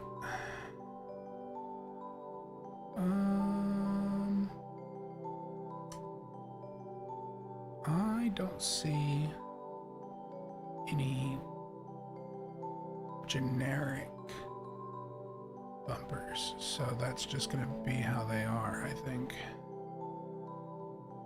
And that'll be fine.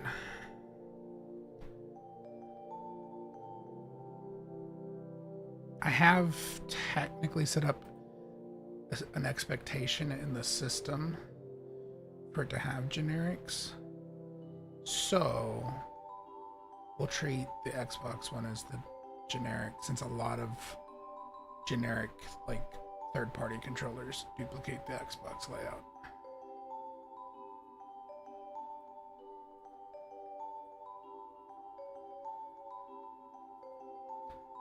That should at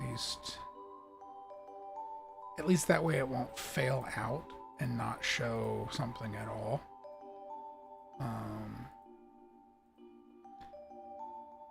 If the typing results to generic somehow.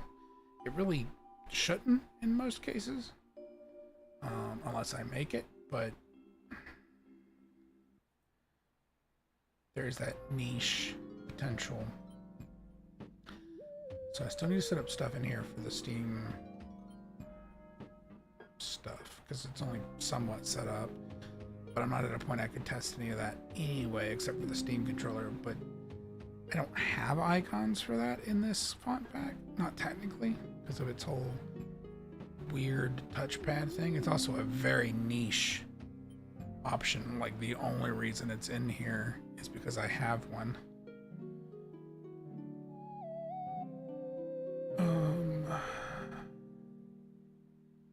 I need to do the special, like, your start select buttons. Special left.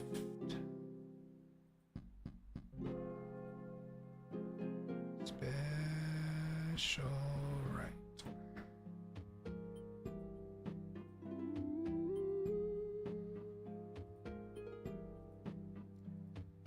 Boom, boom,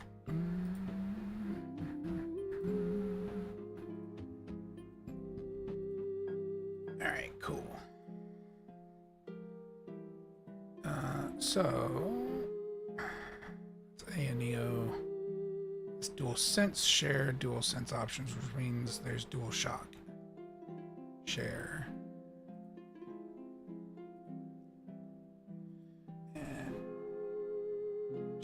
is on the left.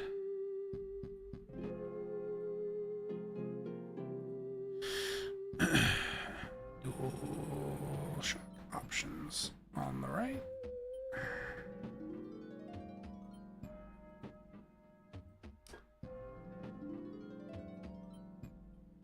Boo-doo-doo-doo-doo.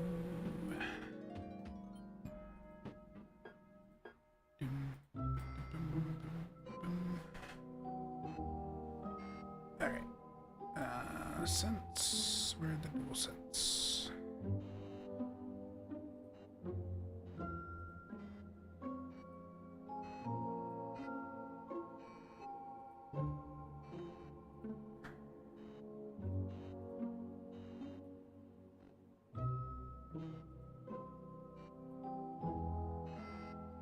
Acrobat, why? What the hell do you want? Unable to create temporary distiller. What? Acrobat, what the hell are you doing in the background? What are you doing? No one asked you to do anything.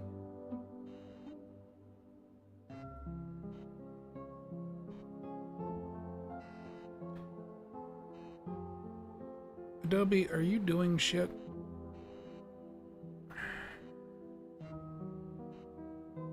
I am fucking blind. There's Creative Cloud. Are you updating?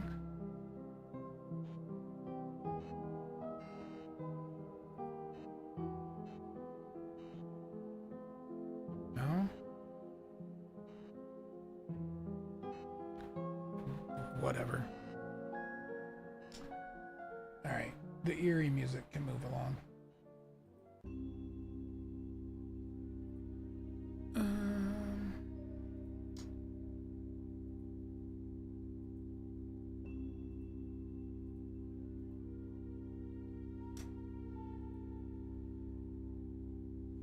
The Switch Pro controller.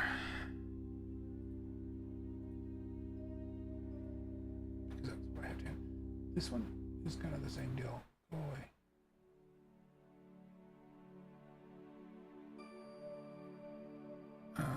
The minus sign is on the left.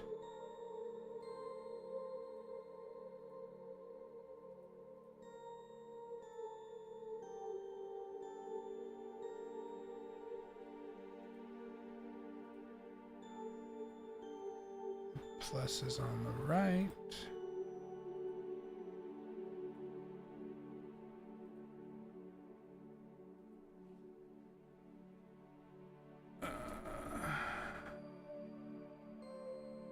Stadia is using the buttons that I don't technically have.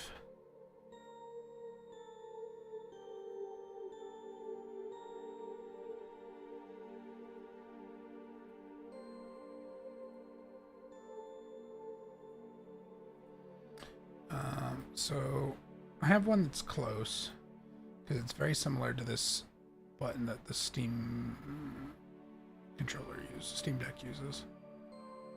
It's kind of like that one, so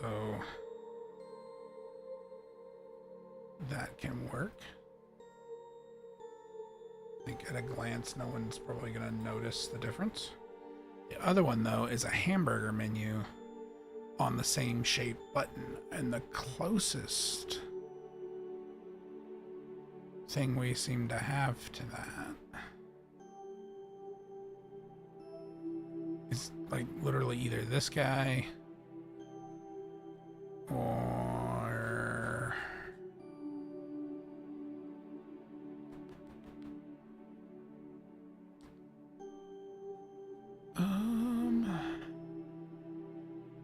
I saw one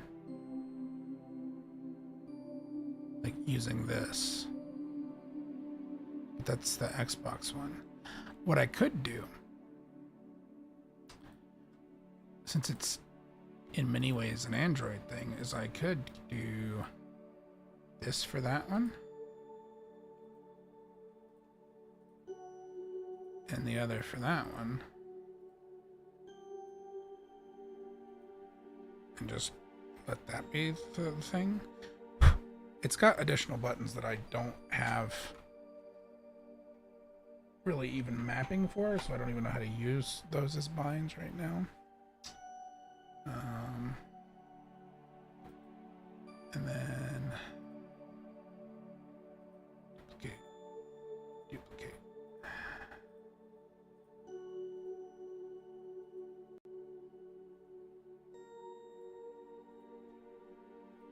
So our Xbox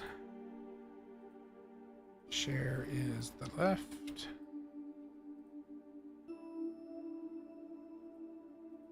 Burger menu is the right. The ad starting soon.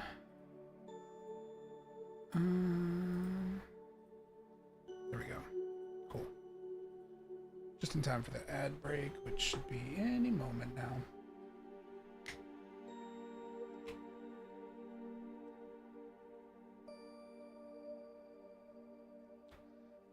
Oh, it's empty. That's unfortunate.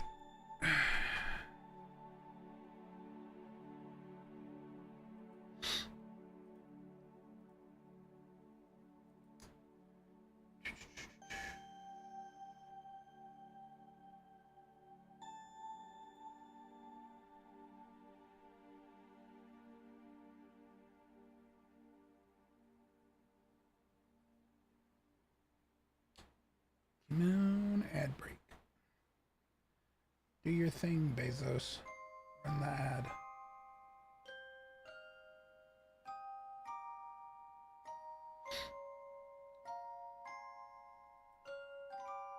There it goes.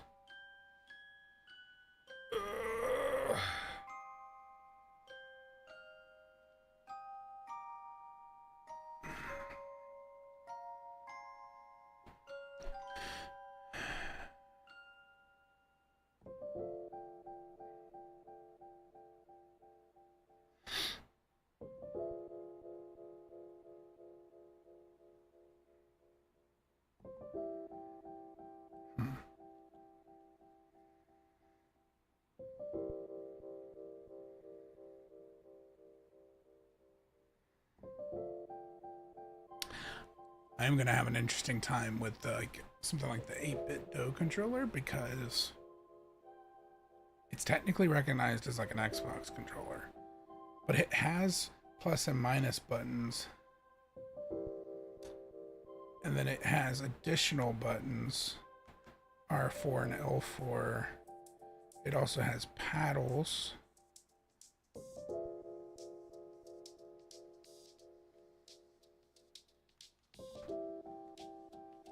And I'm not sure what it treats those as. But I'm not also not explicitly looking to support every possible controller, like in the sense of having exact input matches. These are probably rebindable, but I don't know where the software is to determine that.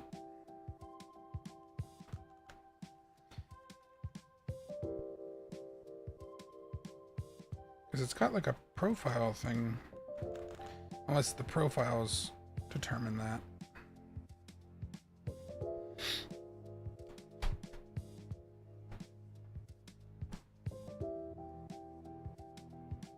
All right, we're back from ads. So I think the only other thing to really account for, you have the 8-bit controller things. You mean 8-bit Do?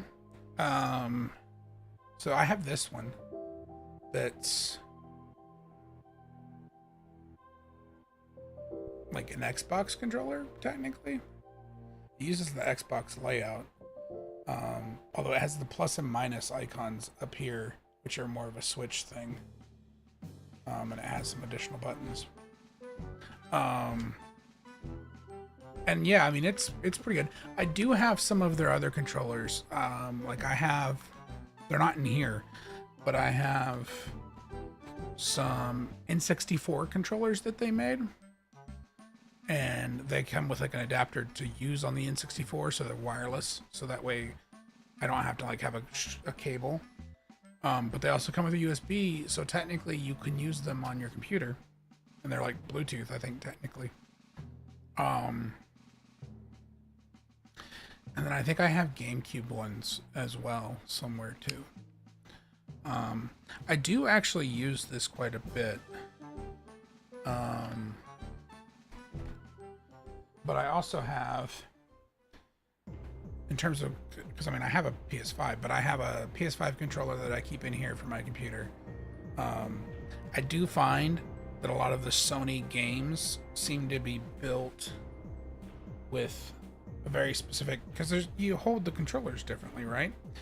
And so I don't mind this layout on like platformers, action adventure kind of stuff. I don't like this for shooters, but I do have one of these.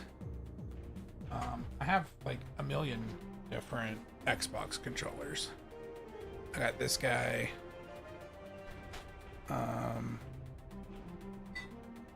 I have a Switch Pro controller in here, as well as a set of Joy-Cons. I even have, because I got one for free when they first started it, because I was part of like the beta for it. I have a Stadia controller, which when they decommissioned Stadia, they released software and you could just turn it into a Bluetooth controller. So it's just a Bluetooth controller now. It largely gets recognized as an Xbox controller. It's pretty generic. It actually feels like a really good controller. It's really solid. I just saw your back to lurking message and you saying that you need a controller show and tell, and that was literally what I was doing. But I didn't see you were going and lurking. And then just to finish things off. Oh, geez.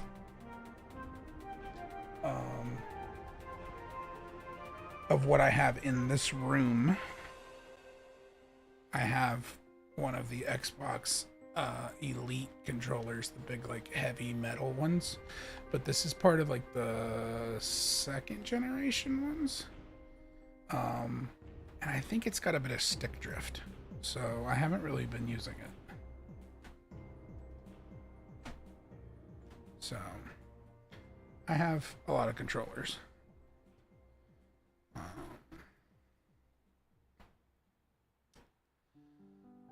Okay. I need a generic option for these.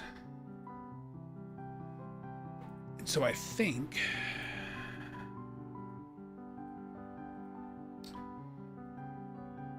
we can go with the classic select and start.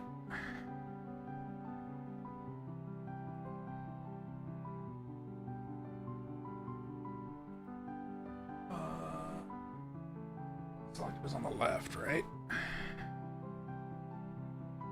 Yeah, select is on the left.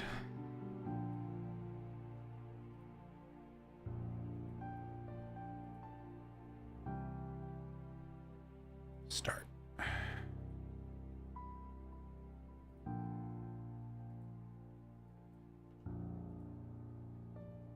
Okay, that handles most of the current ones. And the only other thing I can really do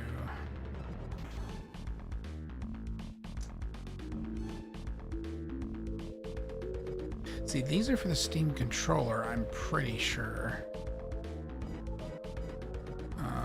Valve Index. I'm sure a lot of it'll come through as like this stuff, but I don't know what those mappings are yet.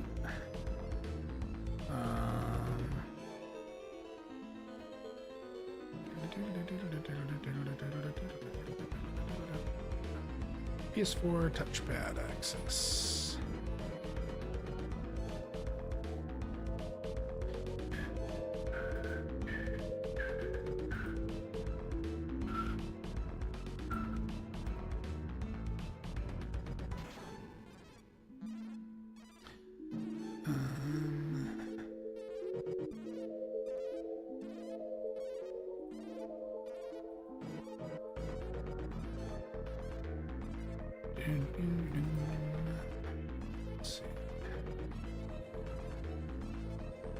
no. Go away.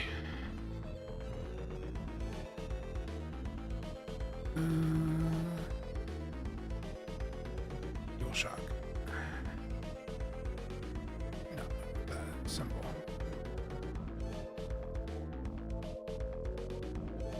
Now, the only problem with this is it doesn't actually indicate an axis on those, does it?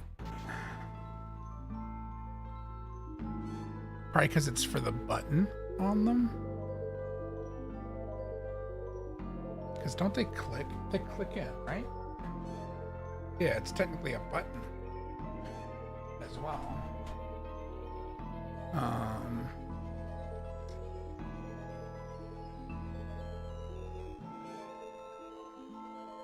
I don't know if the PS5 one will be internally recognized as a PS4 one, but for now we're going to assume that such is the case.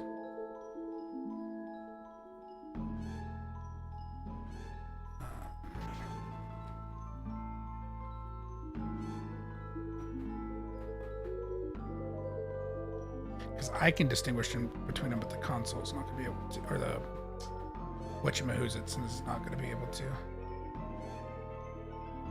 It does have additional buttons here for the Steam Deck, so if I can figure out what those bind as, that can work.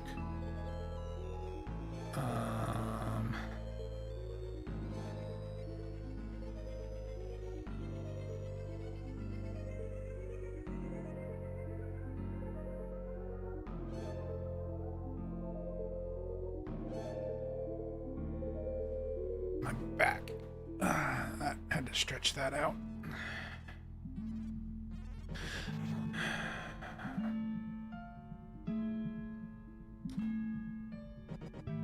In a way, these trackpad ones could work for the dual shock touchpad stuff, but I think it'll be fine.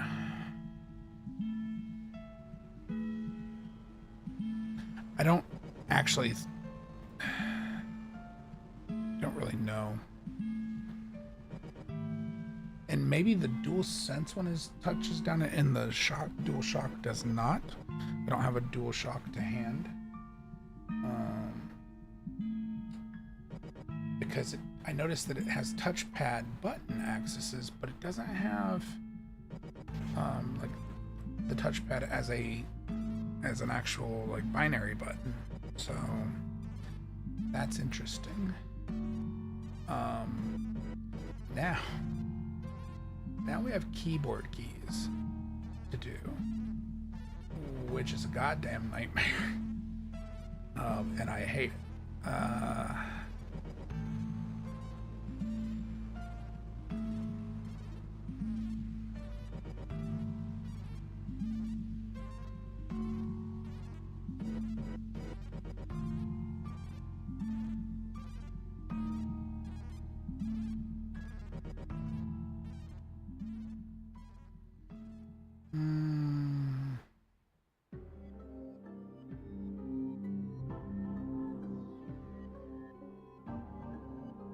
Actually, I do distinguish between keyboard and mouse, don't I?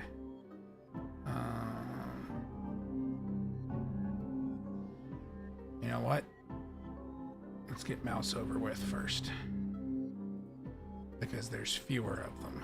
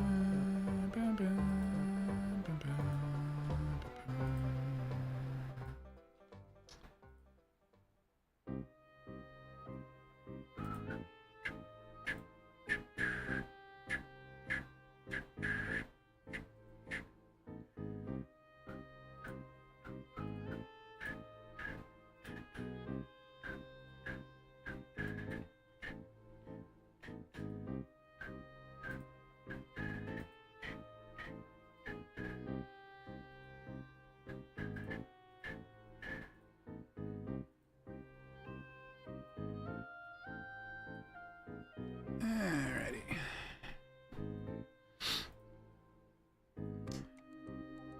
Left mouse button.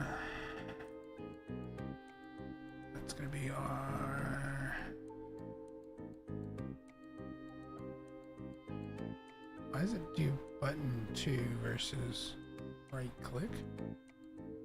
I mean, they're technically the same. They're the same thing in this case. I would have assumed, okay, arguably, I guess I get it. Because the mouse is generally going to consider those 1 and 2. Sure.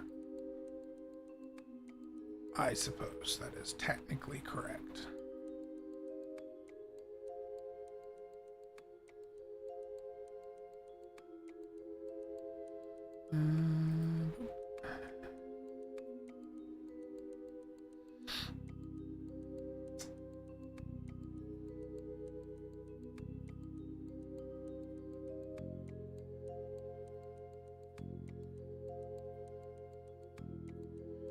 Middle mouse button.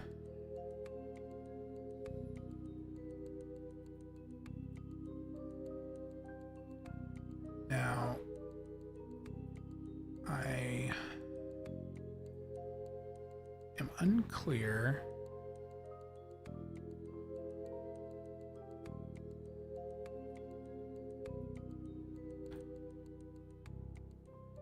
how do we define the thumb buttons? I guess those would be buttons 4 and 5, most likely, in that case. It doesn't have support for any buttons past that. So I guess we're going to have to assume that at that point,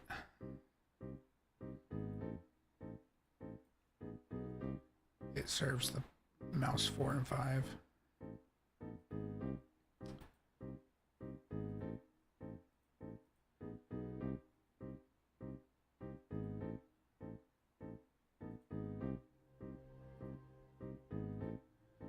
And anything past that's just not in here, I guess. So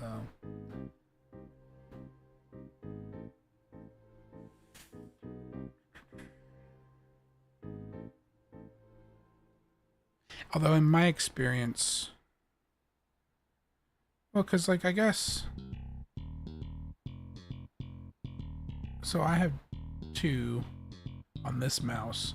My old mouse had an entire keypad, but if memory serves, you had more than one option because you could swap the side panel out. And I think one of them did have just 2 buttons, but the number pad seemed to be recognized as keyboard keys because if I bound things to it, it bound it to like numpad inputs. So that's probably the way that would end up working, and it would be fine.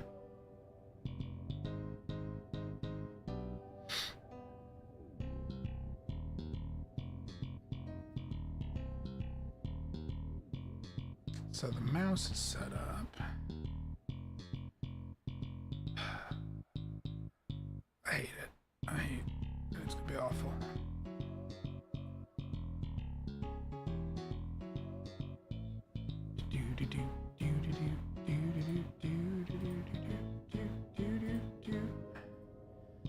What am I gonna do to define any key?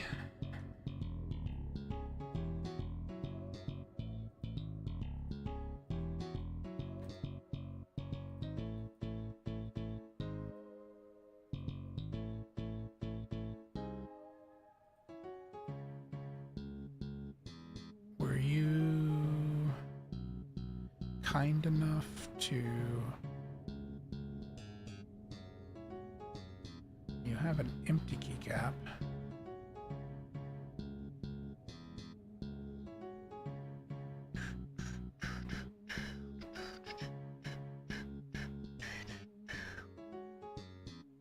I do like, you have like groups for WASD, Arrow, and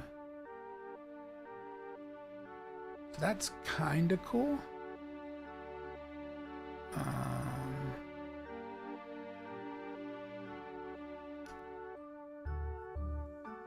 Functionally, I don't know.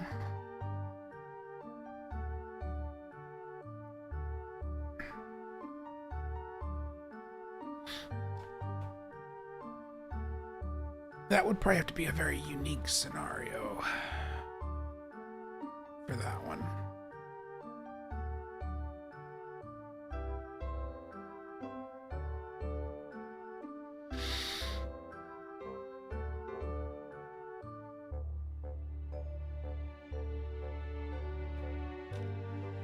Yeah, I don't see an any key or anything that could like act as one. I mean, I know there's not an any key on a keyboard. What I mean is like, they created stuff like this, which is cool, but they didn't create one that says any on it, which would be, at this point, almost, I would have almost expected that they did once I saw that. I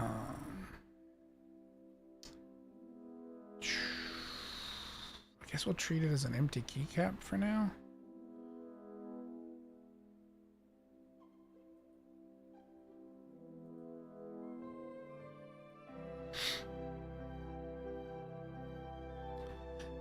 As it stands, what we could do is if it doesn't find a match, it should probably just output the string of the key name so that there's always a fallback.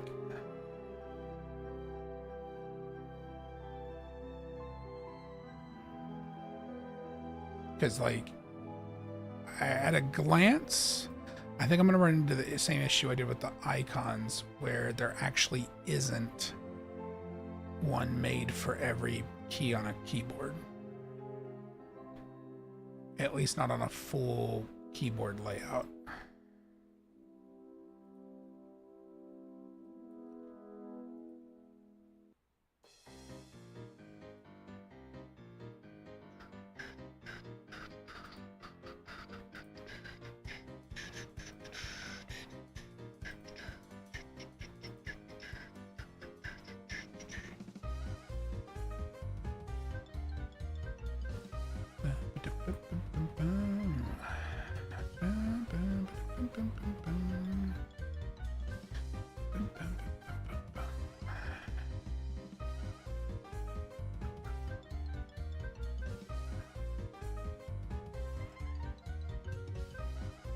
Like, I think with the icons, I ended up with the problem with there wasn't a pause key. For whatever reason, they had not made one. So the only difference was that, at least with the graphics, I technically could have easily made another one. Editing this font to add in missing stuff would be a little harder. Well, significantly harder. Not impossible, but harder.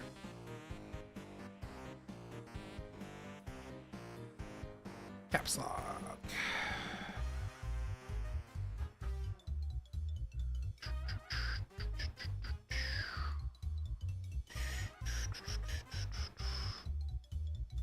There's numlock. I could do a control F and find it.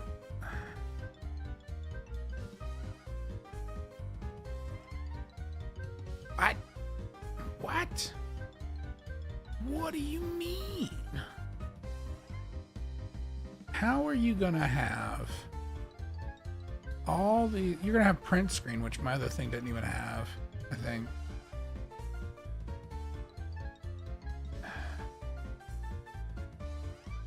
Alt-GR. I don't even know what the fuck Alt-GR is. Because this is left and right. So what the fuck are you?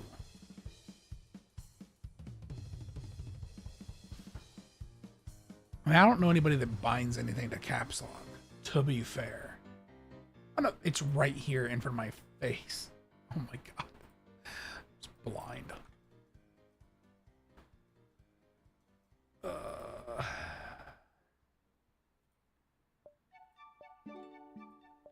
Escape. There you are.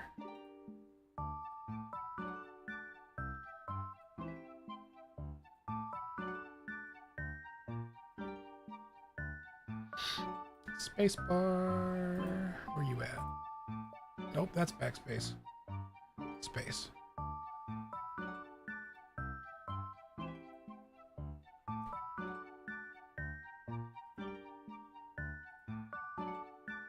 Page up.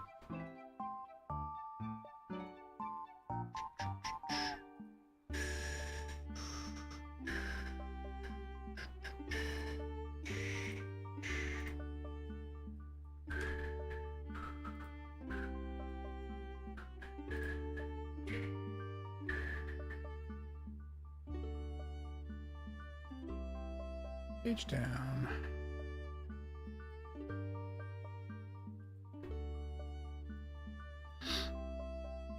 And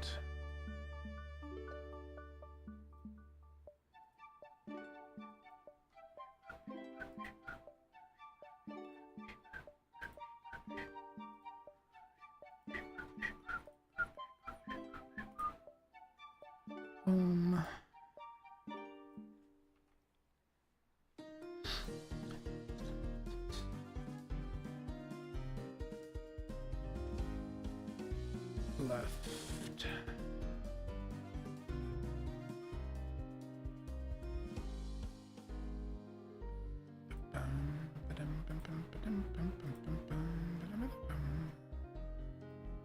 Up.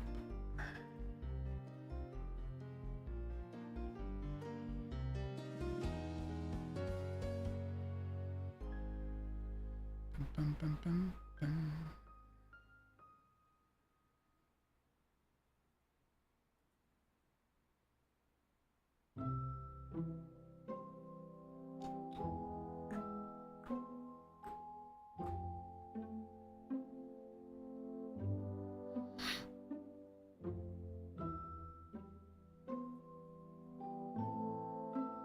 I did this, right? This is why I really hate that these don't... This font, the editor font, doesn't have these glyphs. I can't at a glance tell that I've done some of these. Instead, I just get to go slowly insane.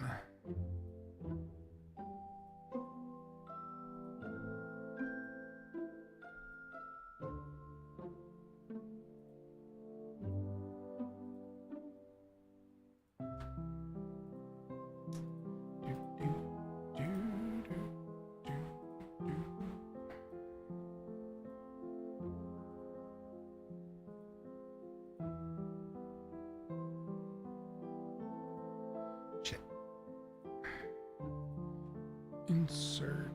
Out of curiosity, how does it handle these? Okay, so it is entirely different keyboard thingies. Insert. Insert. Insert. Insert. No insert? Nope, there it is.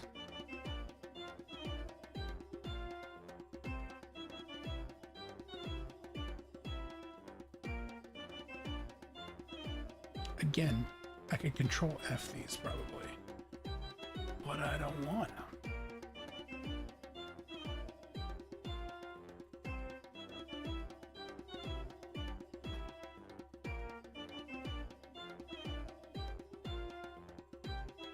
I want to do it the hard way and complain about it.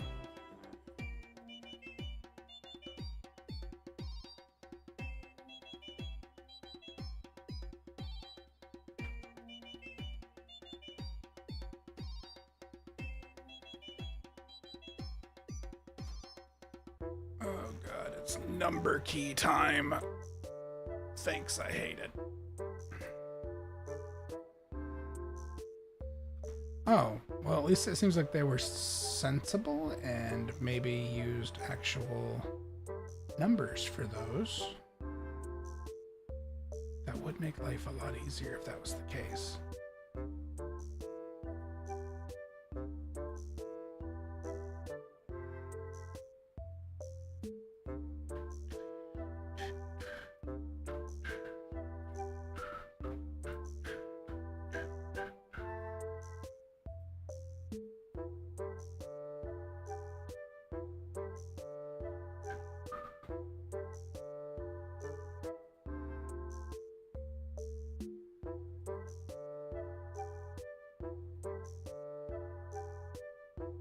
Oh.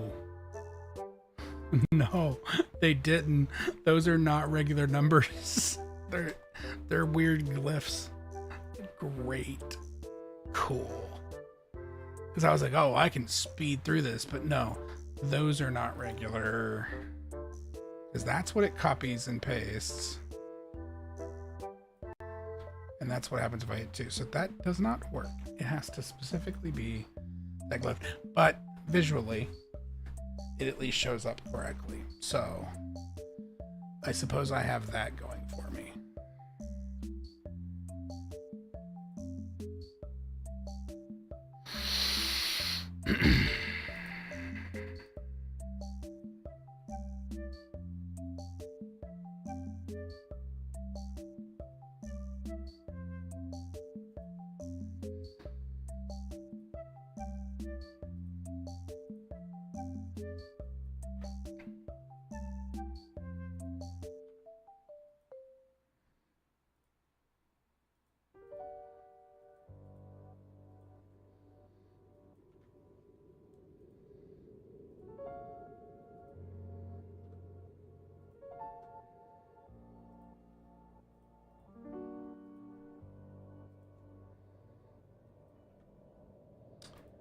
Doop-a-doop-a-doop-a-doop-a-doop-a-doo.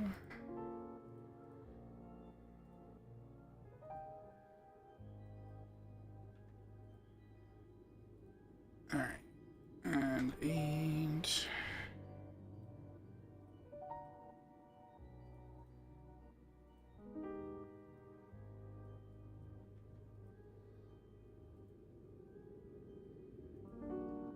Nine.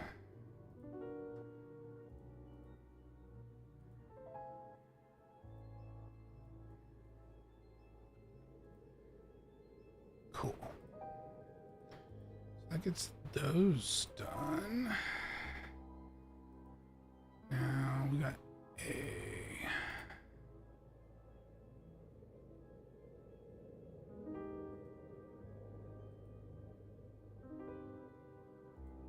Are you a letter?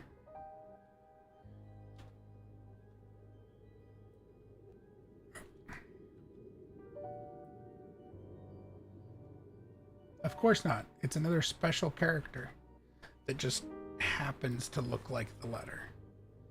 Or, I mean, it probably is a letter, but it's probably like, I bet it's like a Unicode character or something.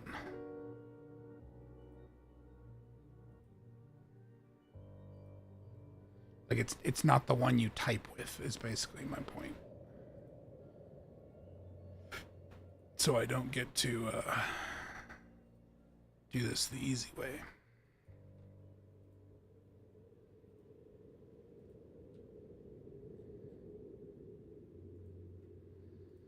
Which is unfortunate. I am going to try to remember to save periodically in case it crashes, since Unreal does like to do that. If I get like the majority of the way through these and it crashes and loses my progress, I would be livid.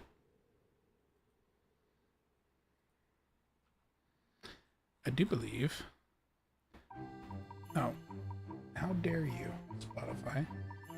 I was about to say the music has stopped.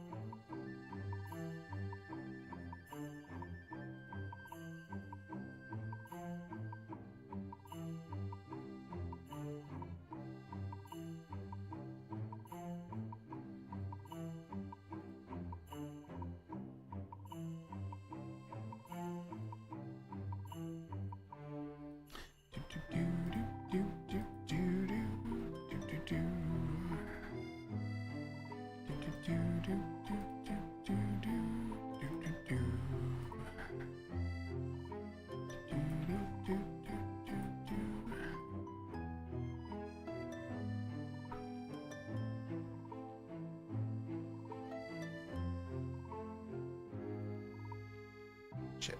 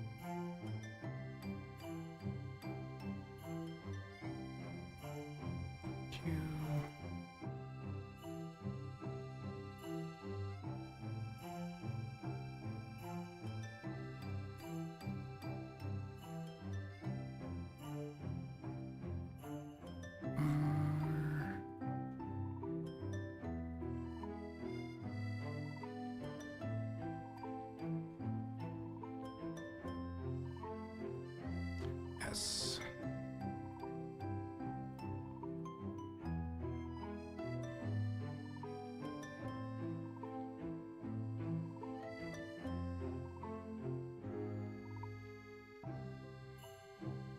T.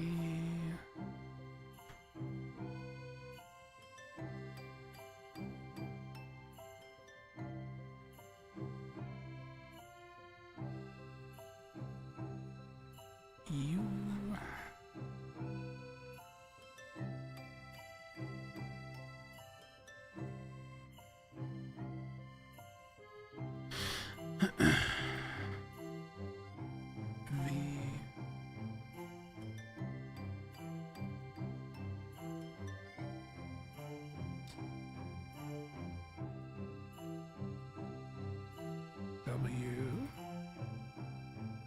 to have an ad. Any minute now. Go ahead and save that.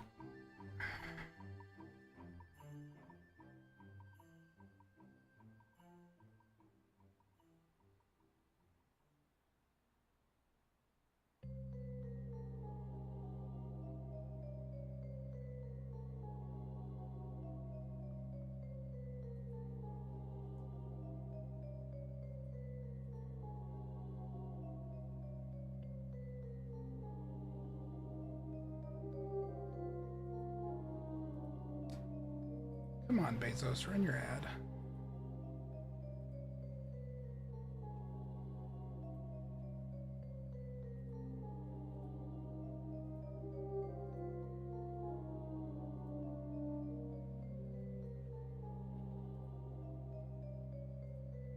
There it goes.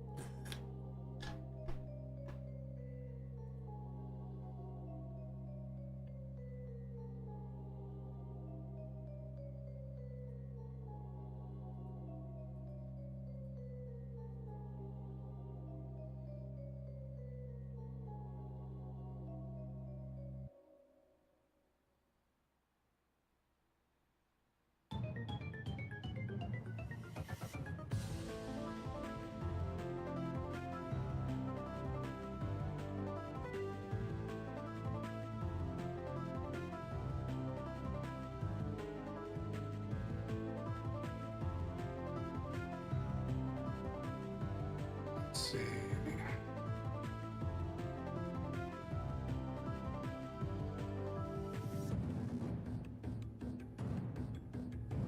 Got about 40 seconds left on that ad break.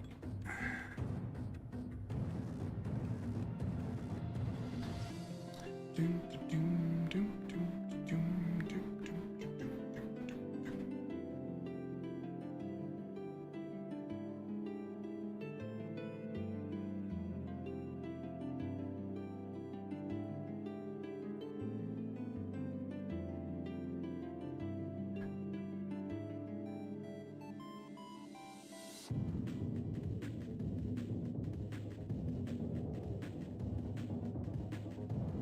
Alrighty, we are back from the ad break. My color shifted on my light. I thought my screen color shifted for a second there, but I was apparently imagining things.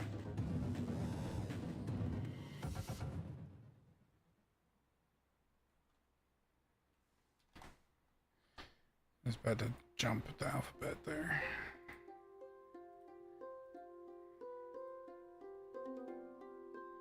And my OCD would not have allowed that.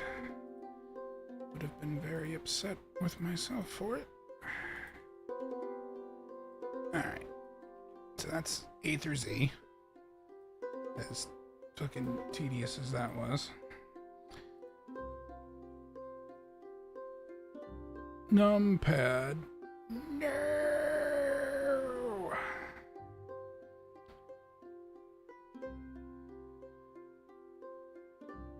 Well, this thing's not distinguishing from those, so what I'm gonna do is duplicate the regular number ones.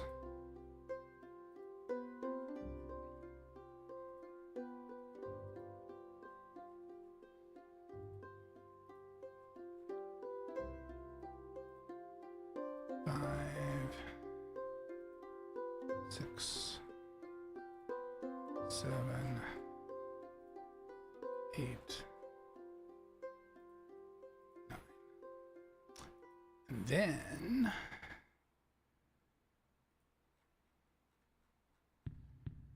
I can just do this.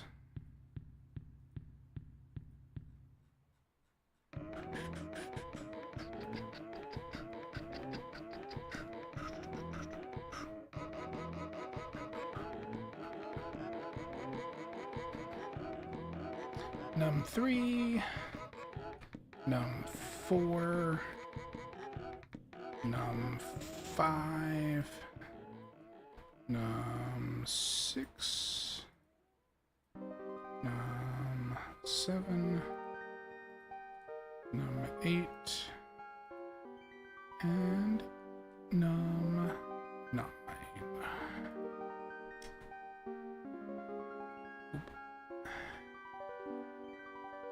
And then what's next? An asterisk. The multiply, technically.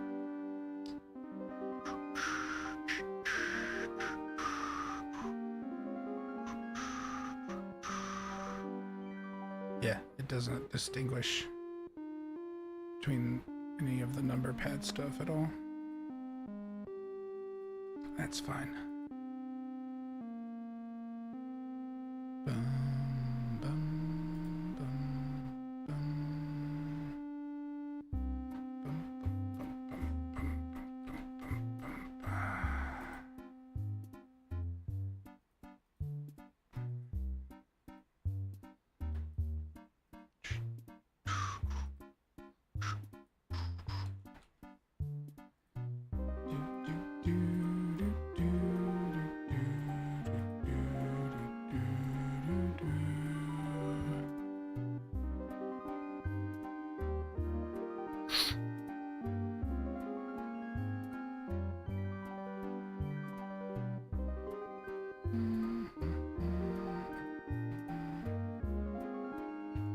Num. Oop. Bum, bum, bum, bum.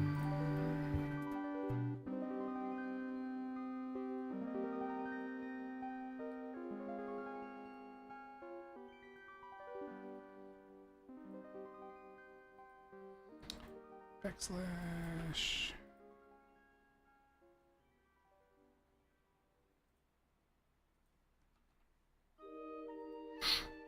And then numlock.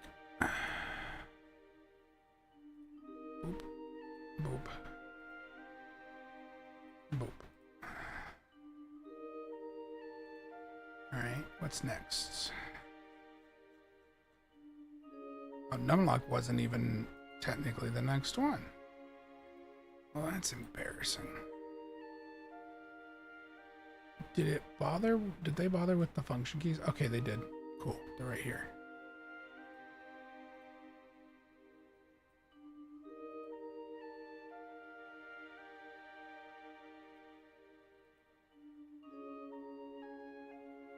F2.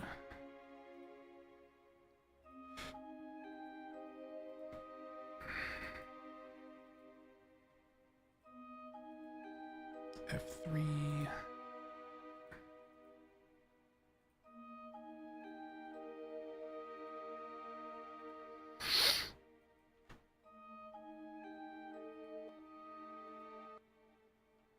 F4.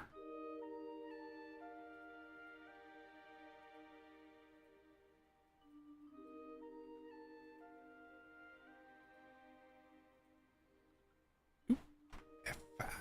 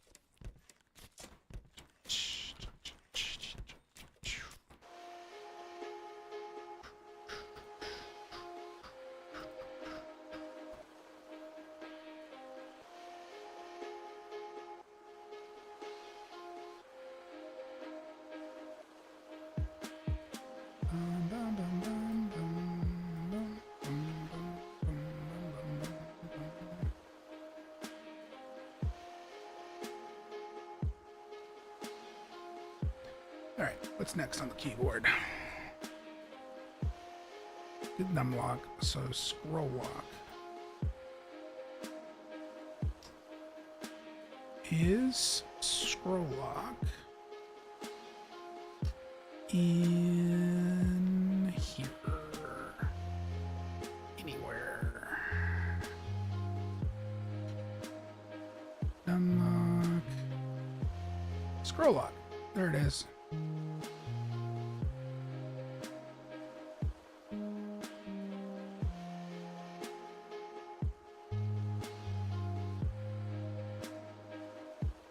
Left shift.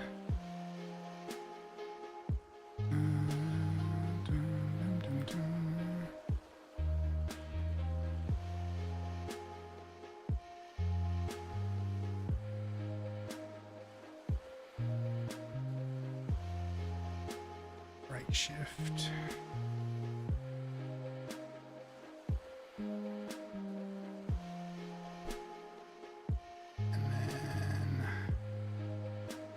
My handages.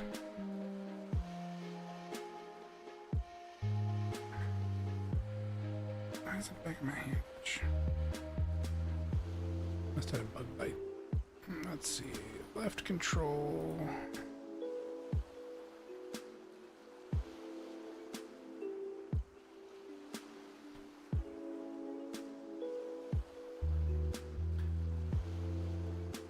Really glad this isn't fucking tedious. Right control.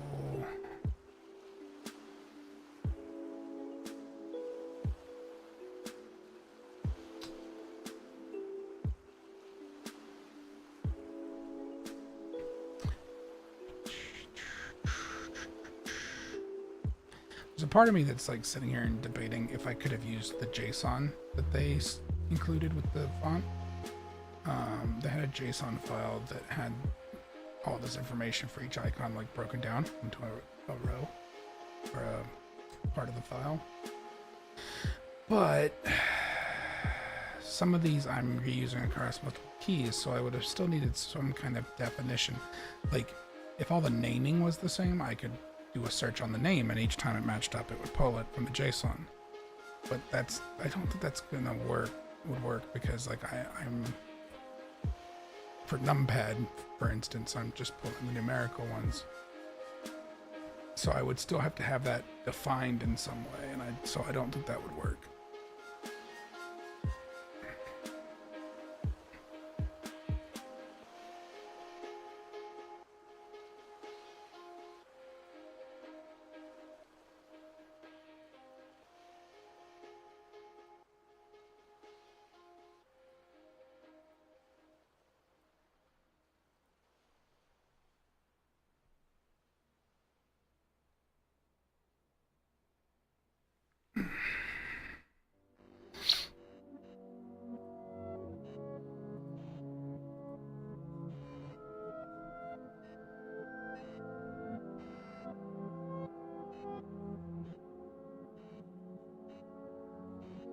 Okay, so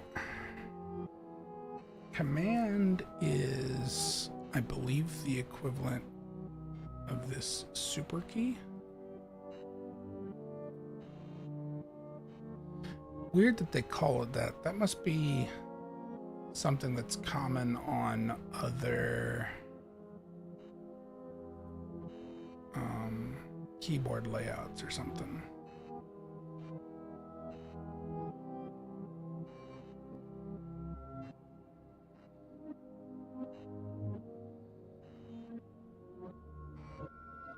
Because I don't see any alternatives in here. I still don't know what the fuck this is. Oh, I don't know what you are.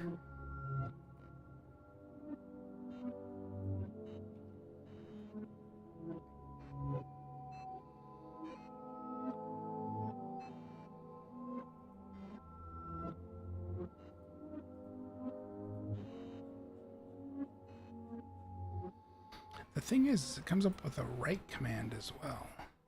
But this is neither this key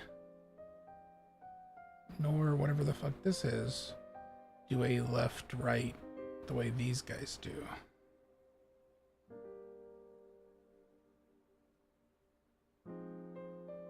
That feels deliberate.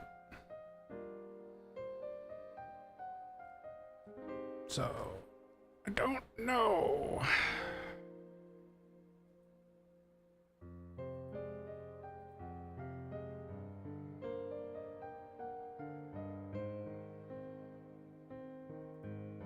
Maybe the best decision in this case is to remove these so that it outputs them as text.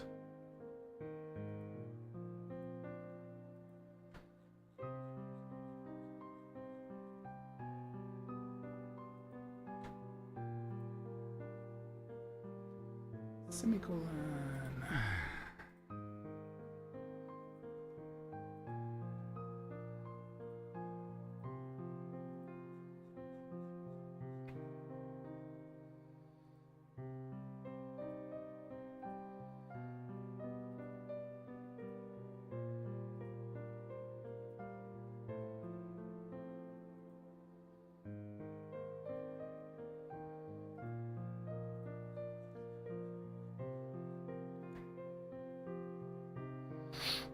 Comma.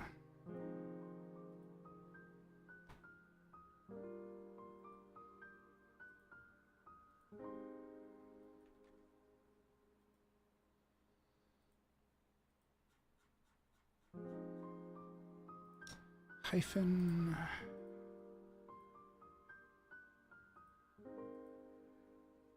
There's not more than one hyphen key in here, is there? That it actually like distinguishes as a hyphen? No? Cool.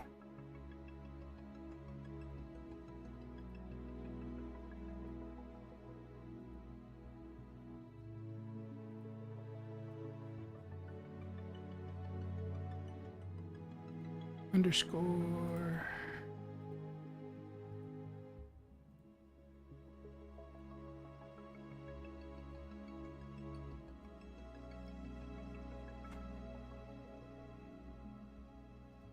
Period.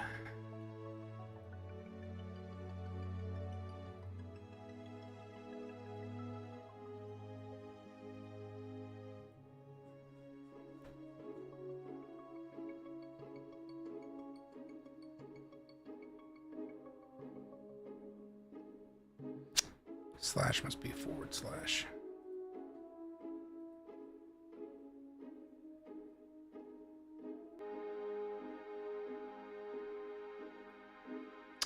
Wasn't time for that one yet, but since I opened it already, I shall do it.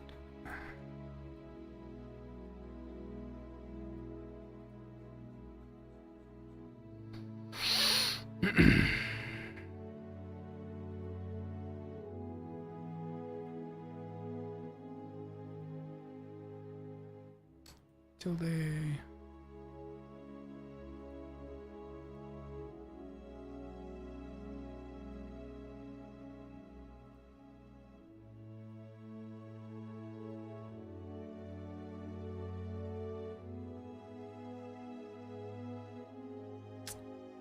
Left bracket.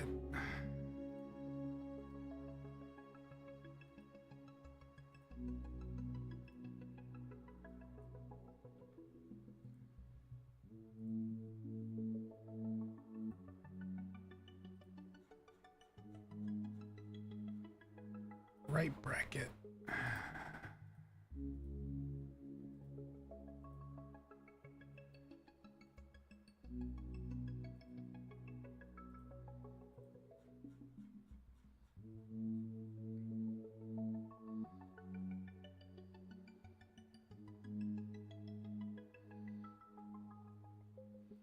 Apostrophe. Oh, you know what? I put in for any key. I should just leave it blank because then it'll output any key. I'm a genius. In fact, let's change this to none because that was the blank one, so that'll be fine. Okay. Anyway, back to what I was thinking. Apostrophe. That should be... That's the backtick.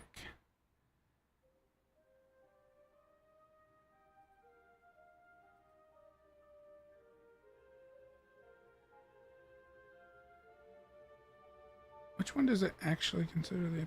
Because that's... You got your...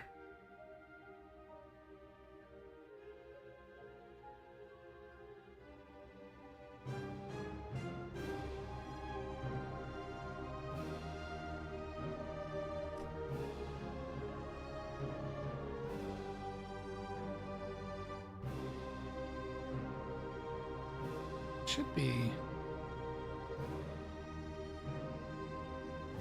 on a QWERTY keyboard. The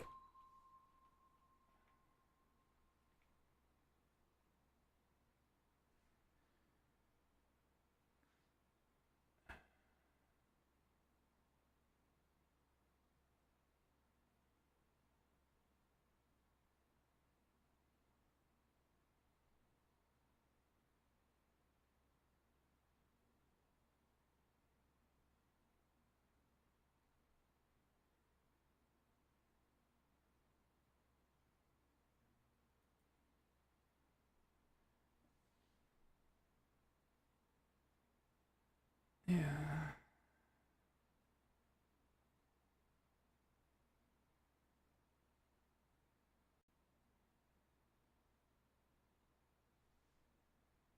What are the other things it calls it? Because it's clearly going to have a different name.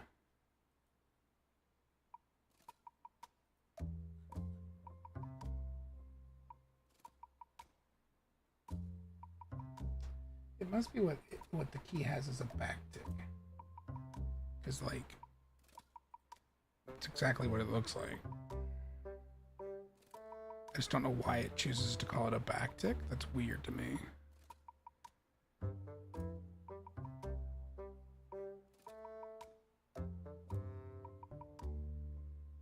Because the quote key is not it. So, but I think it's also weird to me because my keyboard puts that over by the tilde. So tilde, however it's pronounced.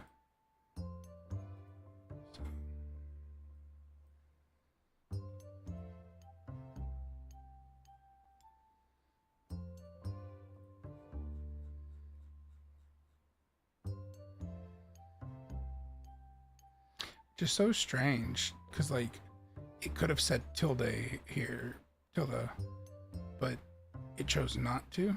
It chose to show the icon, which is exactly what mine has on it, but not the one most people think of, which is the actual tilde.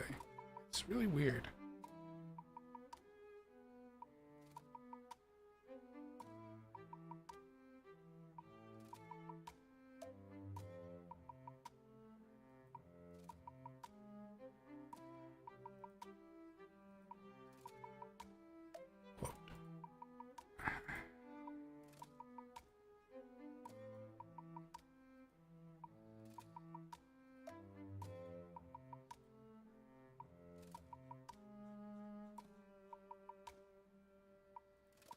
Parentheses.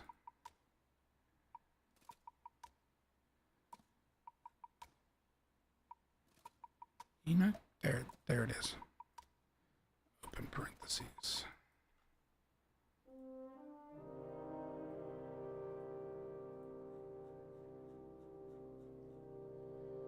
Right parentheses.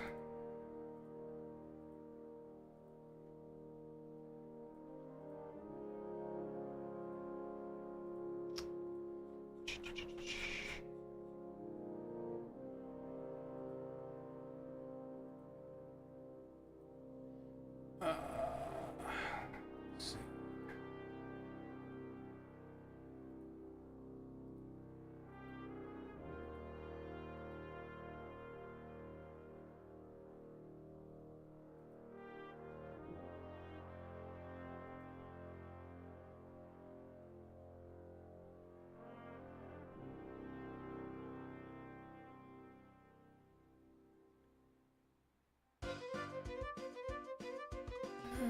ampersand? Where's the ampersand?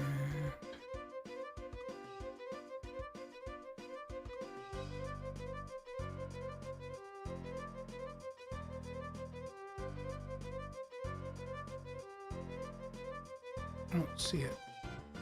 Oh, wait a minute. There it is.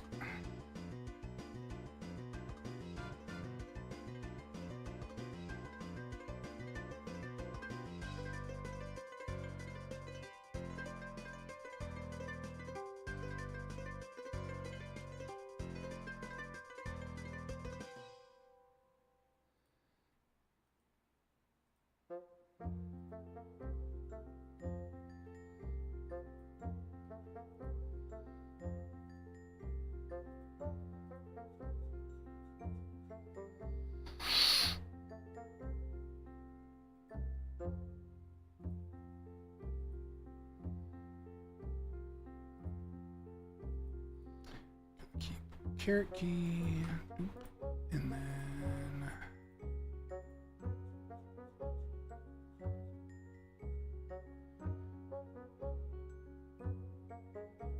$sign.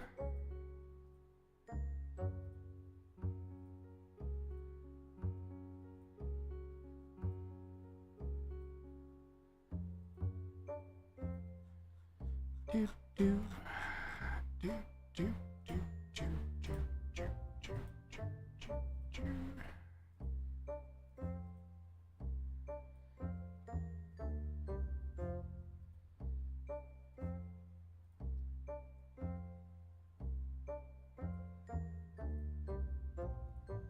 Colon.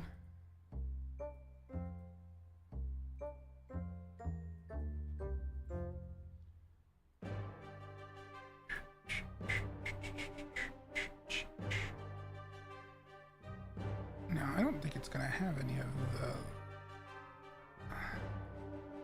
accented letters.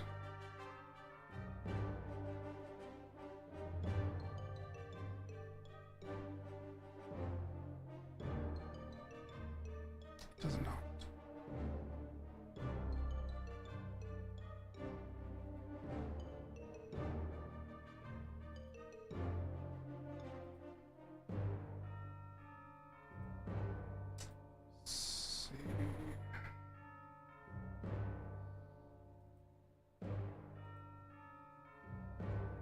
Probably fine on that.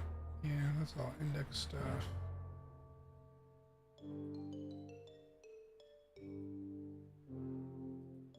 I think our bases are pretty well covered. So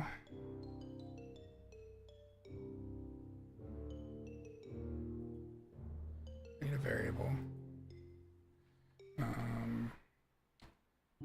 Key lifts.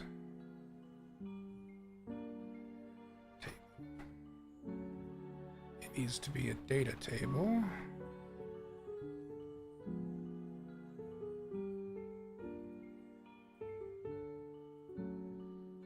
Glyph.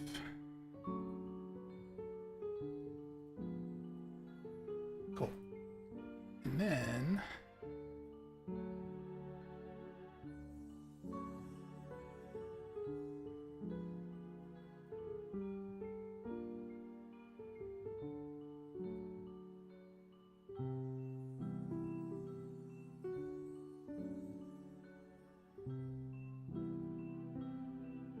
so here, it's outputting whether it's a keyboard or mouse or a gamepad. So,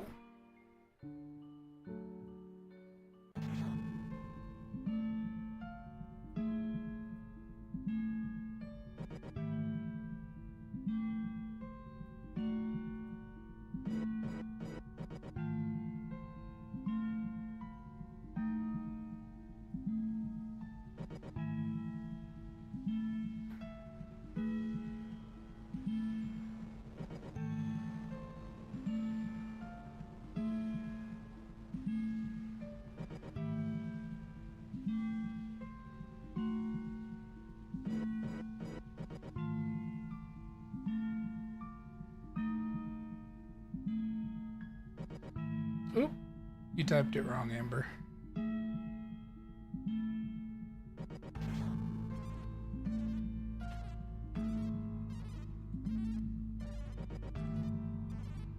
I'll compete with you, since you like to make it a competition.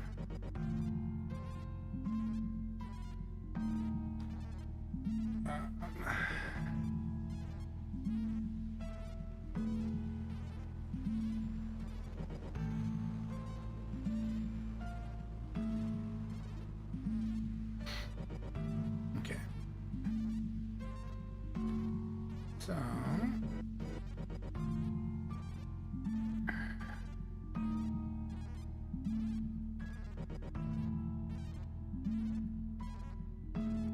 I don't 100% know if I need those. I'll hang on to those for a moment.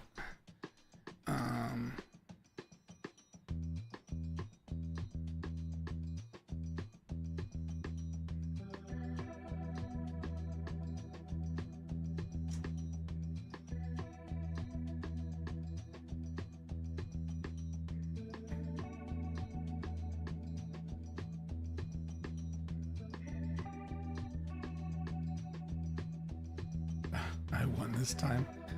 Well, I won't gloat about it.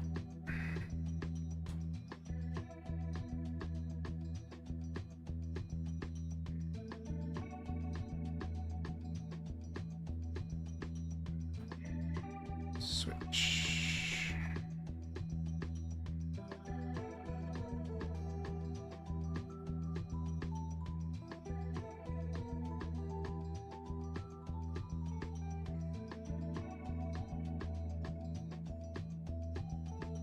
Okay. And what we'll do a switch on here. If it's keyboard and mouse, then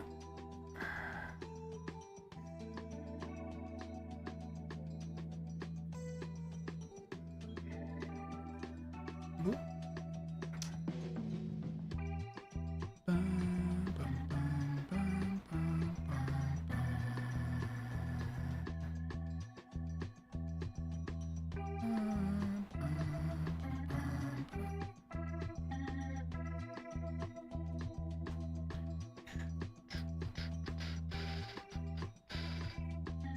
Okay, first, that'll be easy to check for.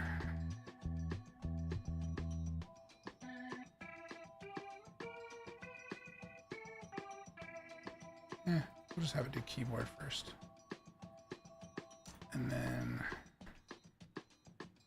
if it's not a keyboard, is it a mouse key? And the reason we're going to do that is... No, we don't need to, actually.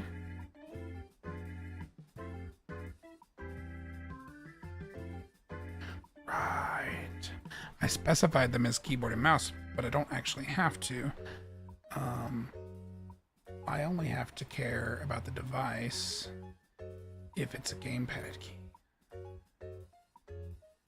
And we're already determining that in this case. So, get our glyphs table. For each data table row.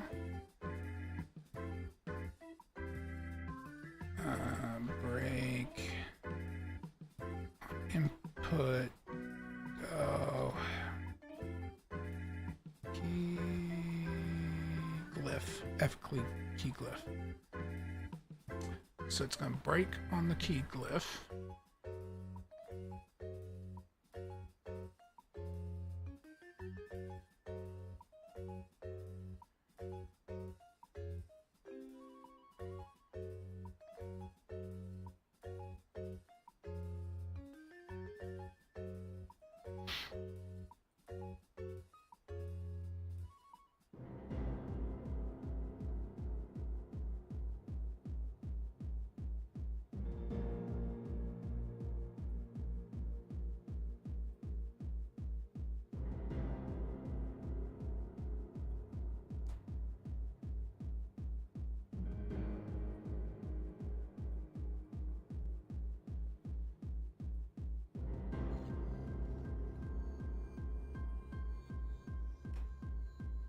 And it's going to find when the key matches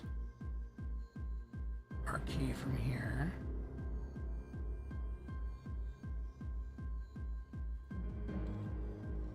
Equal key.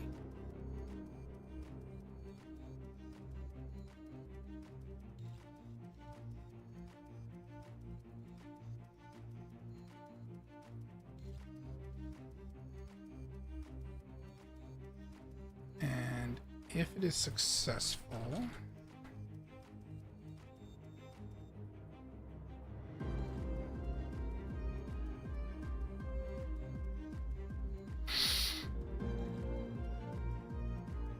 and it gets the match, which keyboard and mouse shouldn't really have duplicates, then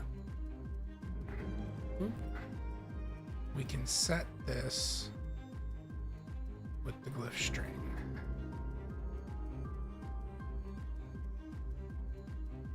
If it's false, we don't want it to fail, so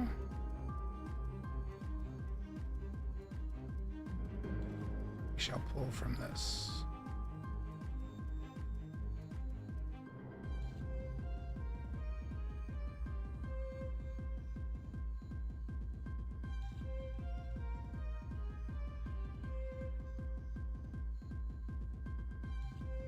And so that should ensure that it always outputs something, even if it just outputs the text, which is good. And then, oh, hold on.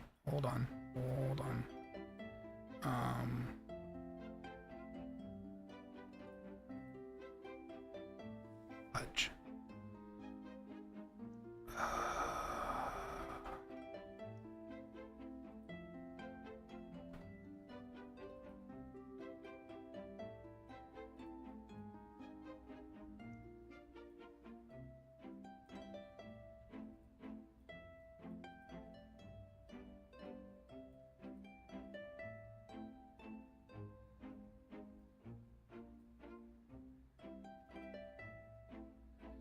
Probably better to do it like this.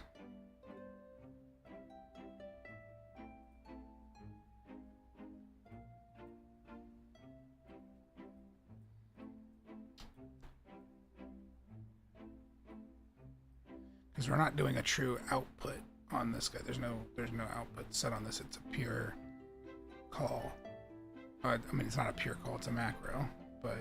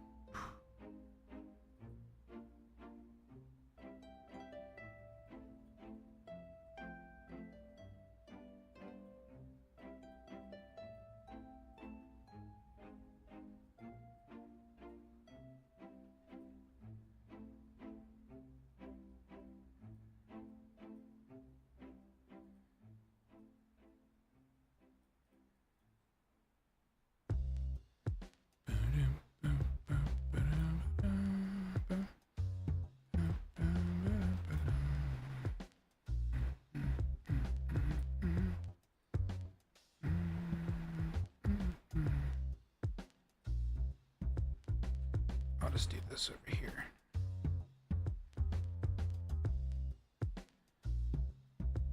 Make it easier to read. All right, we got an ad break.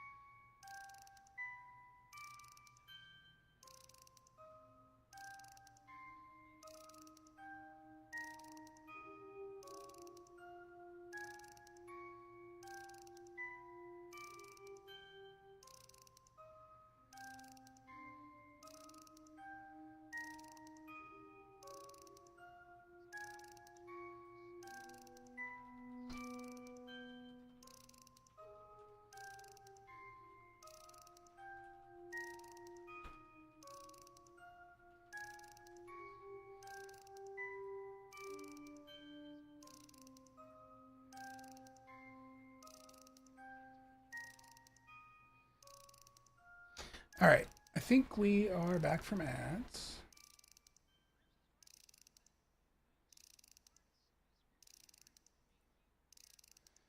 Let's see.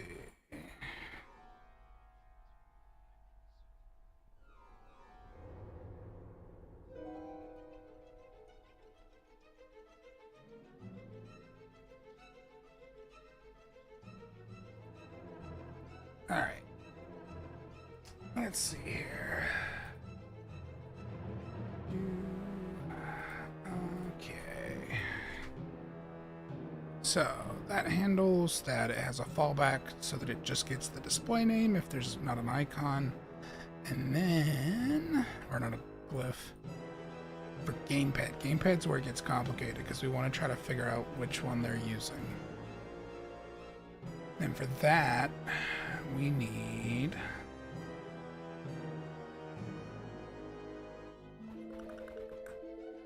to get it from the instance. Is it instance or game mode? I think it's instance. Is it game mode base? I think it's game mode base. Get game mode.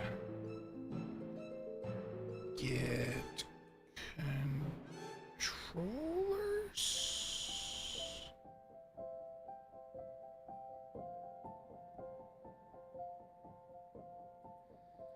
Was it game instance?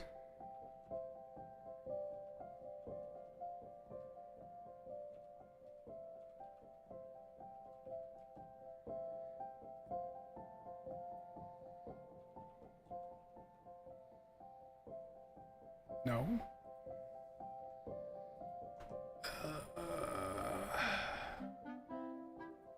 Bum, bum, bum. I think it's game mode. Get connected controller is the interface I need. It is game mode.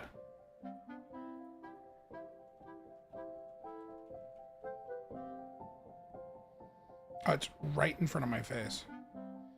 But, yeah, I need the game mode.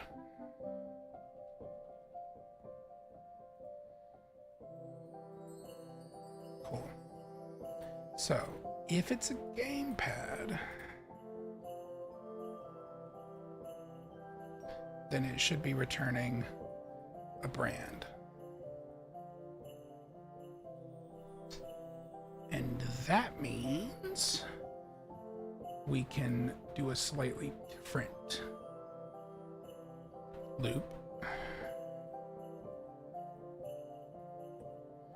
And instead of looking strictly for a key match, which we will still look for because it's still important, we want a key match and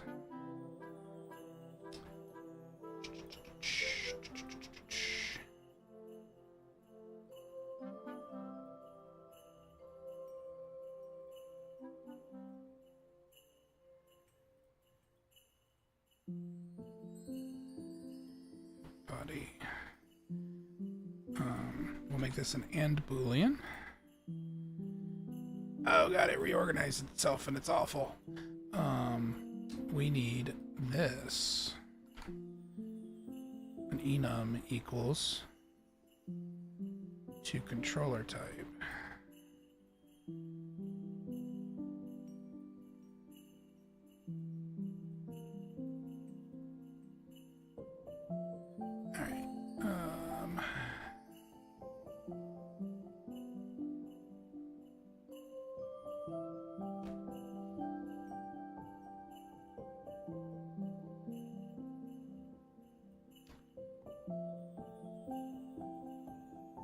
Cool.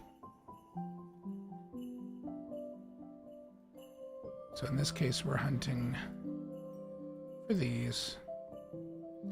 If we cannot find a match,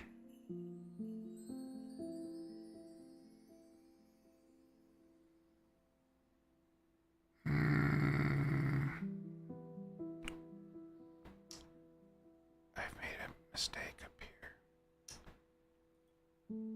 Break link.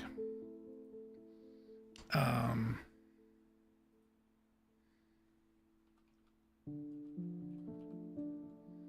he found glyph.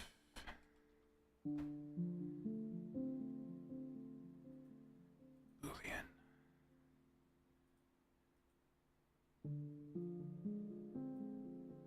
Set.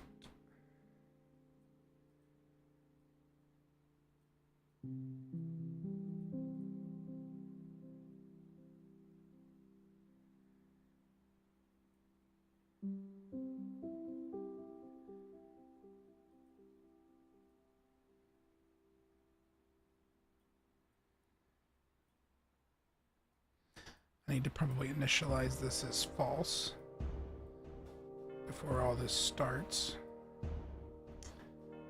This will set it to true. Then, when completed,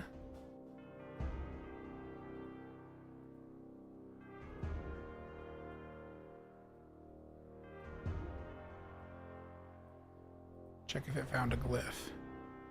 If it didn't, do that.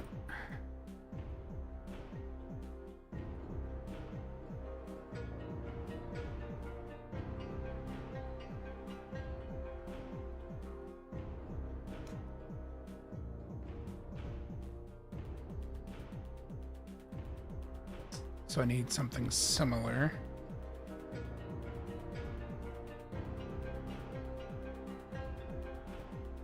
Completed. Oop.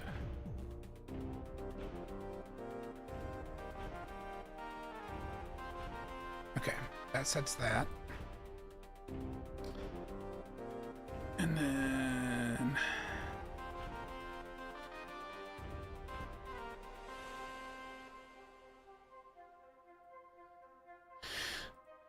this is what we need down here. It finds a match. It appends the output. In theory, if it somehow finds multiple matches, which it especially here shouldn't be possible. And it shouldn't be possible here because the keyboard key inputs are not duplicated. But the controller type keeps it from finding the duplicates. So this should mean it's technically fine. Now, there is a catch here because we established that in our controllers, because we didn't want to duplicate the frickin' joysticks a million times, we set those all as a generic type, meaning it won't find them in this current setup. So the good news is I am pretty sure I created a data table that holds access keys.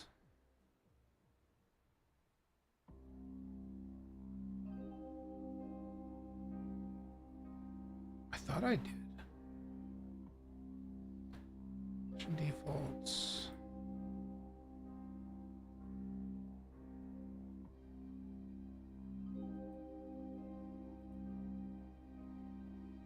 Did I not?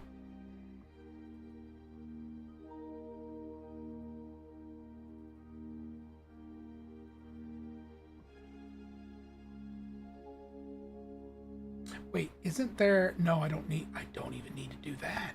There is a simpler, I think I started to, but I realized you can do that in here. So, this guy. What we can do here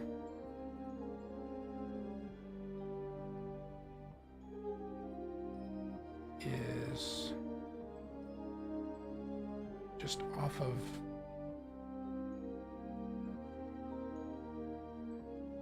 this.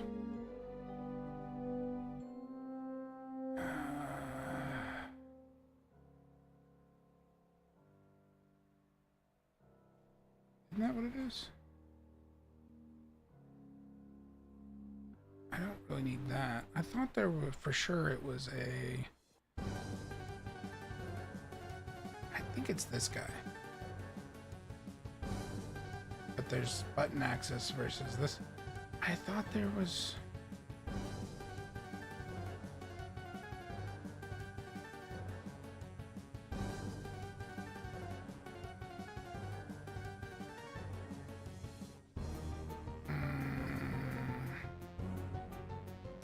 Okay, well, I could still find out these. Well, I'd be better off probably matching to these. But that's the current value, which is not what I'm looking to do.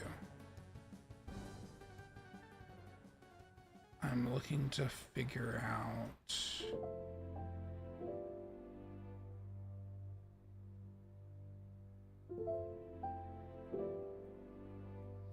What is in this struct? It's a struct, so what's in the key? Oh, that's not remotely helpful. I thought for sure there was a way to do that. Well, I guess...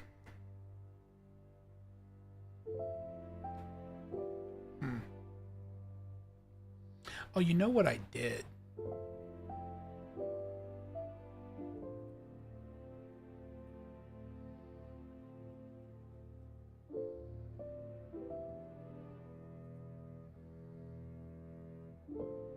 I just made an array. In this case, I was putting modifier images, so I was just checking for access keys in general, of any kind, but I can save myself a little time here.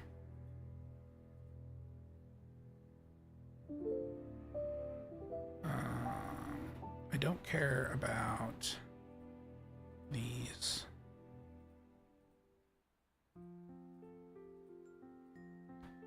These will all identify themselves appropriately. It's just these that we care about. Oh, and we need, so instead of this, we'll call it gamepad thumb stick keys.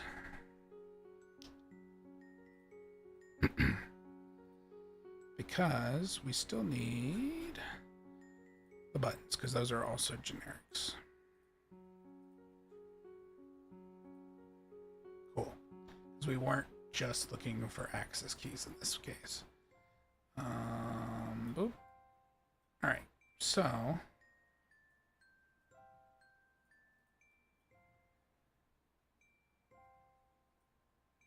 get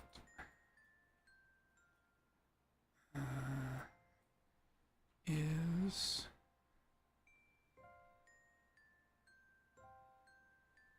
or find item.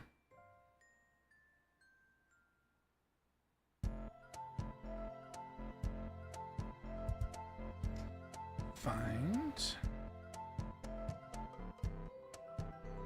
and then a not found is -1.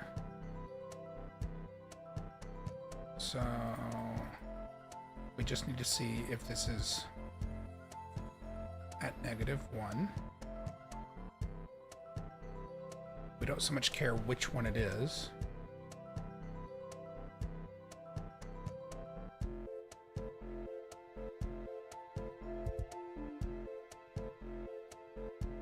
We just care that it is found or not.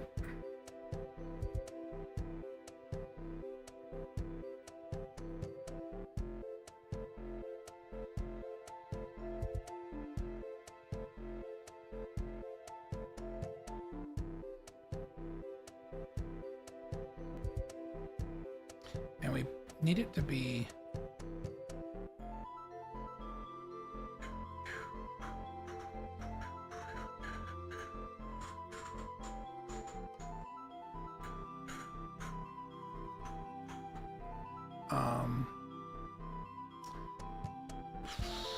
We need to determine which of these we use.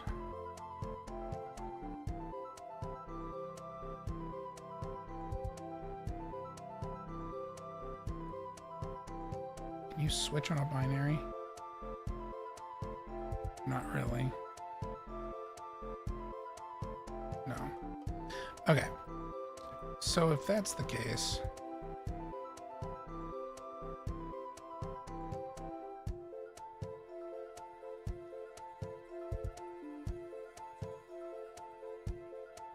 if false, meaning it wasn't found, it's not a thumbstick, it's going to proceed as normal.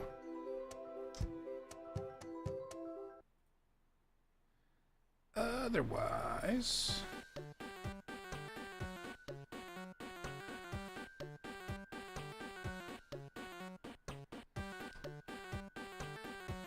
if it finds it,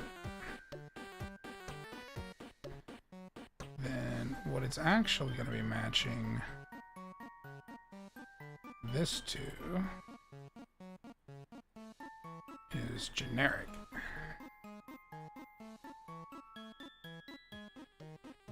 Oop, nope, got that wrong. It's going to be matching this one to generic.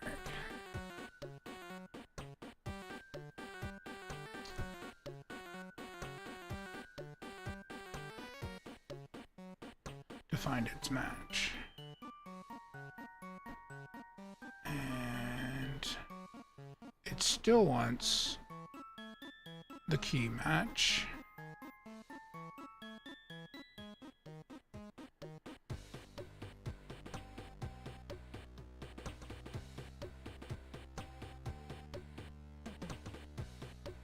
And at which point true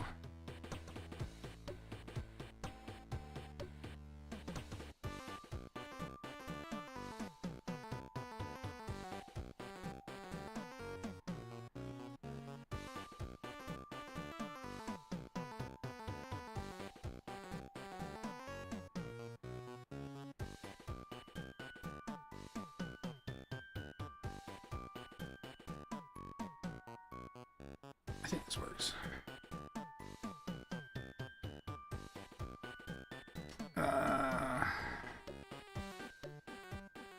Yeah.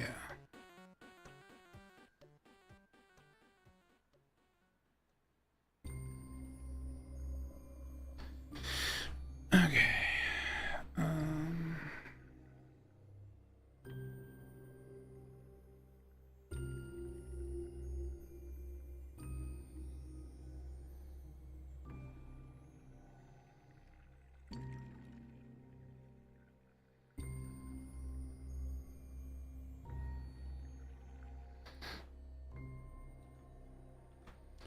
In this case, we'll say no, it didn't find a glyph.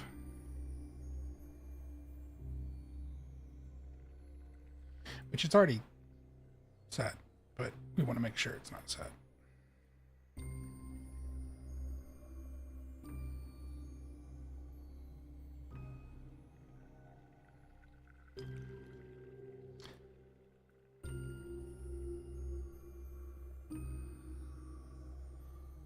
And at that point, because it completed,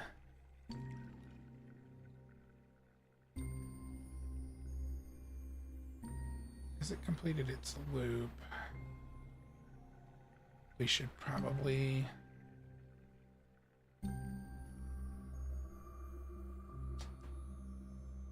make sure that gets reset in both cases.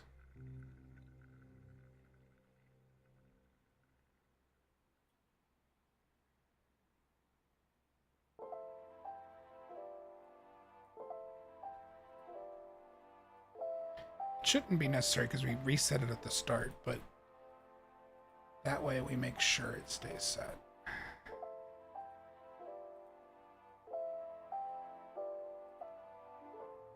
Okay, so what we're doing here is just pulling the input, which is good. So let's test.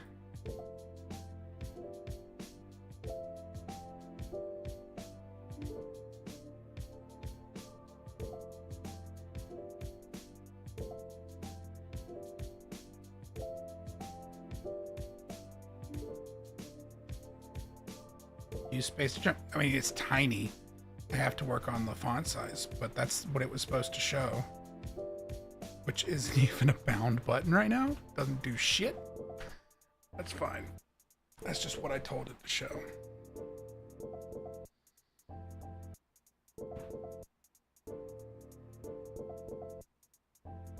Okay.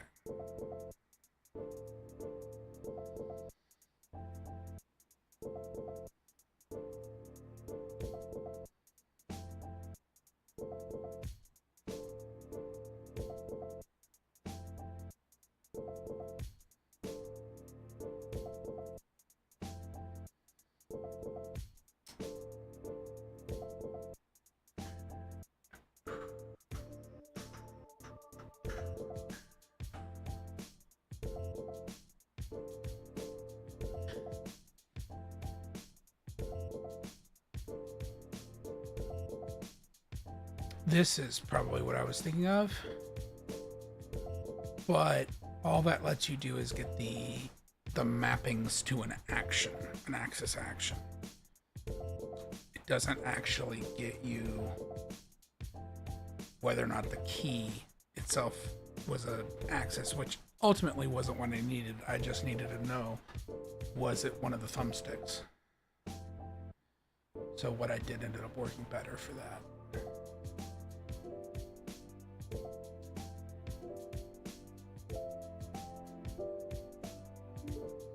What? How did I open a thing? That's...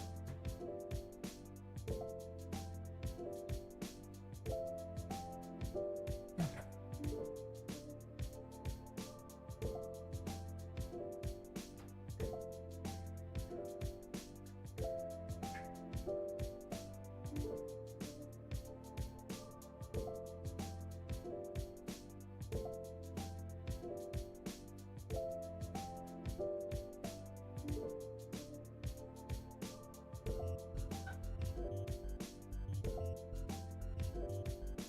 All right. I think that's probably as good a stopping place as any for the evening.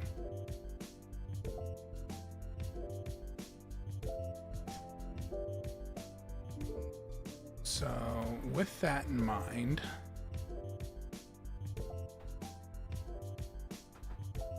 let's see about a raid.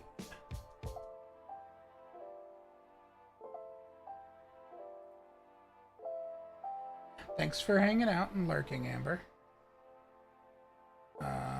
We're gonna raid. Out of the people I see that are online out of my follow list here, we're gonna raid Throg. They're playing old school Baldur's Gate. So this should be entertaining here.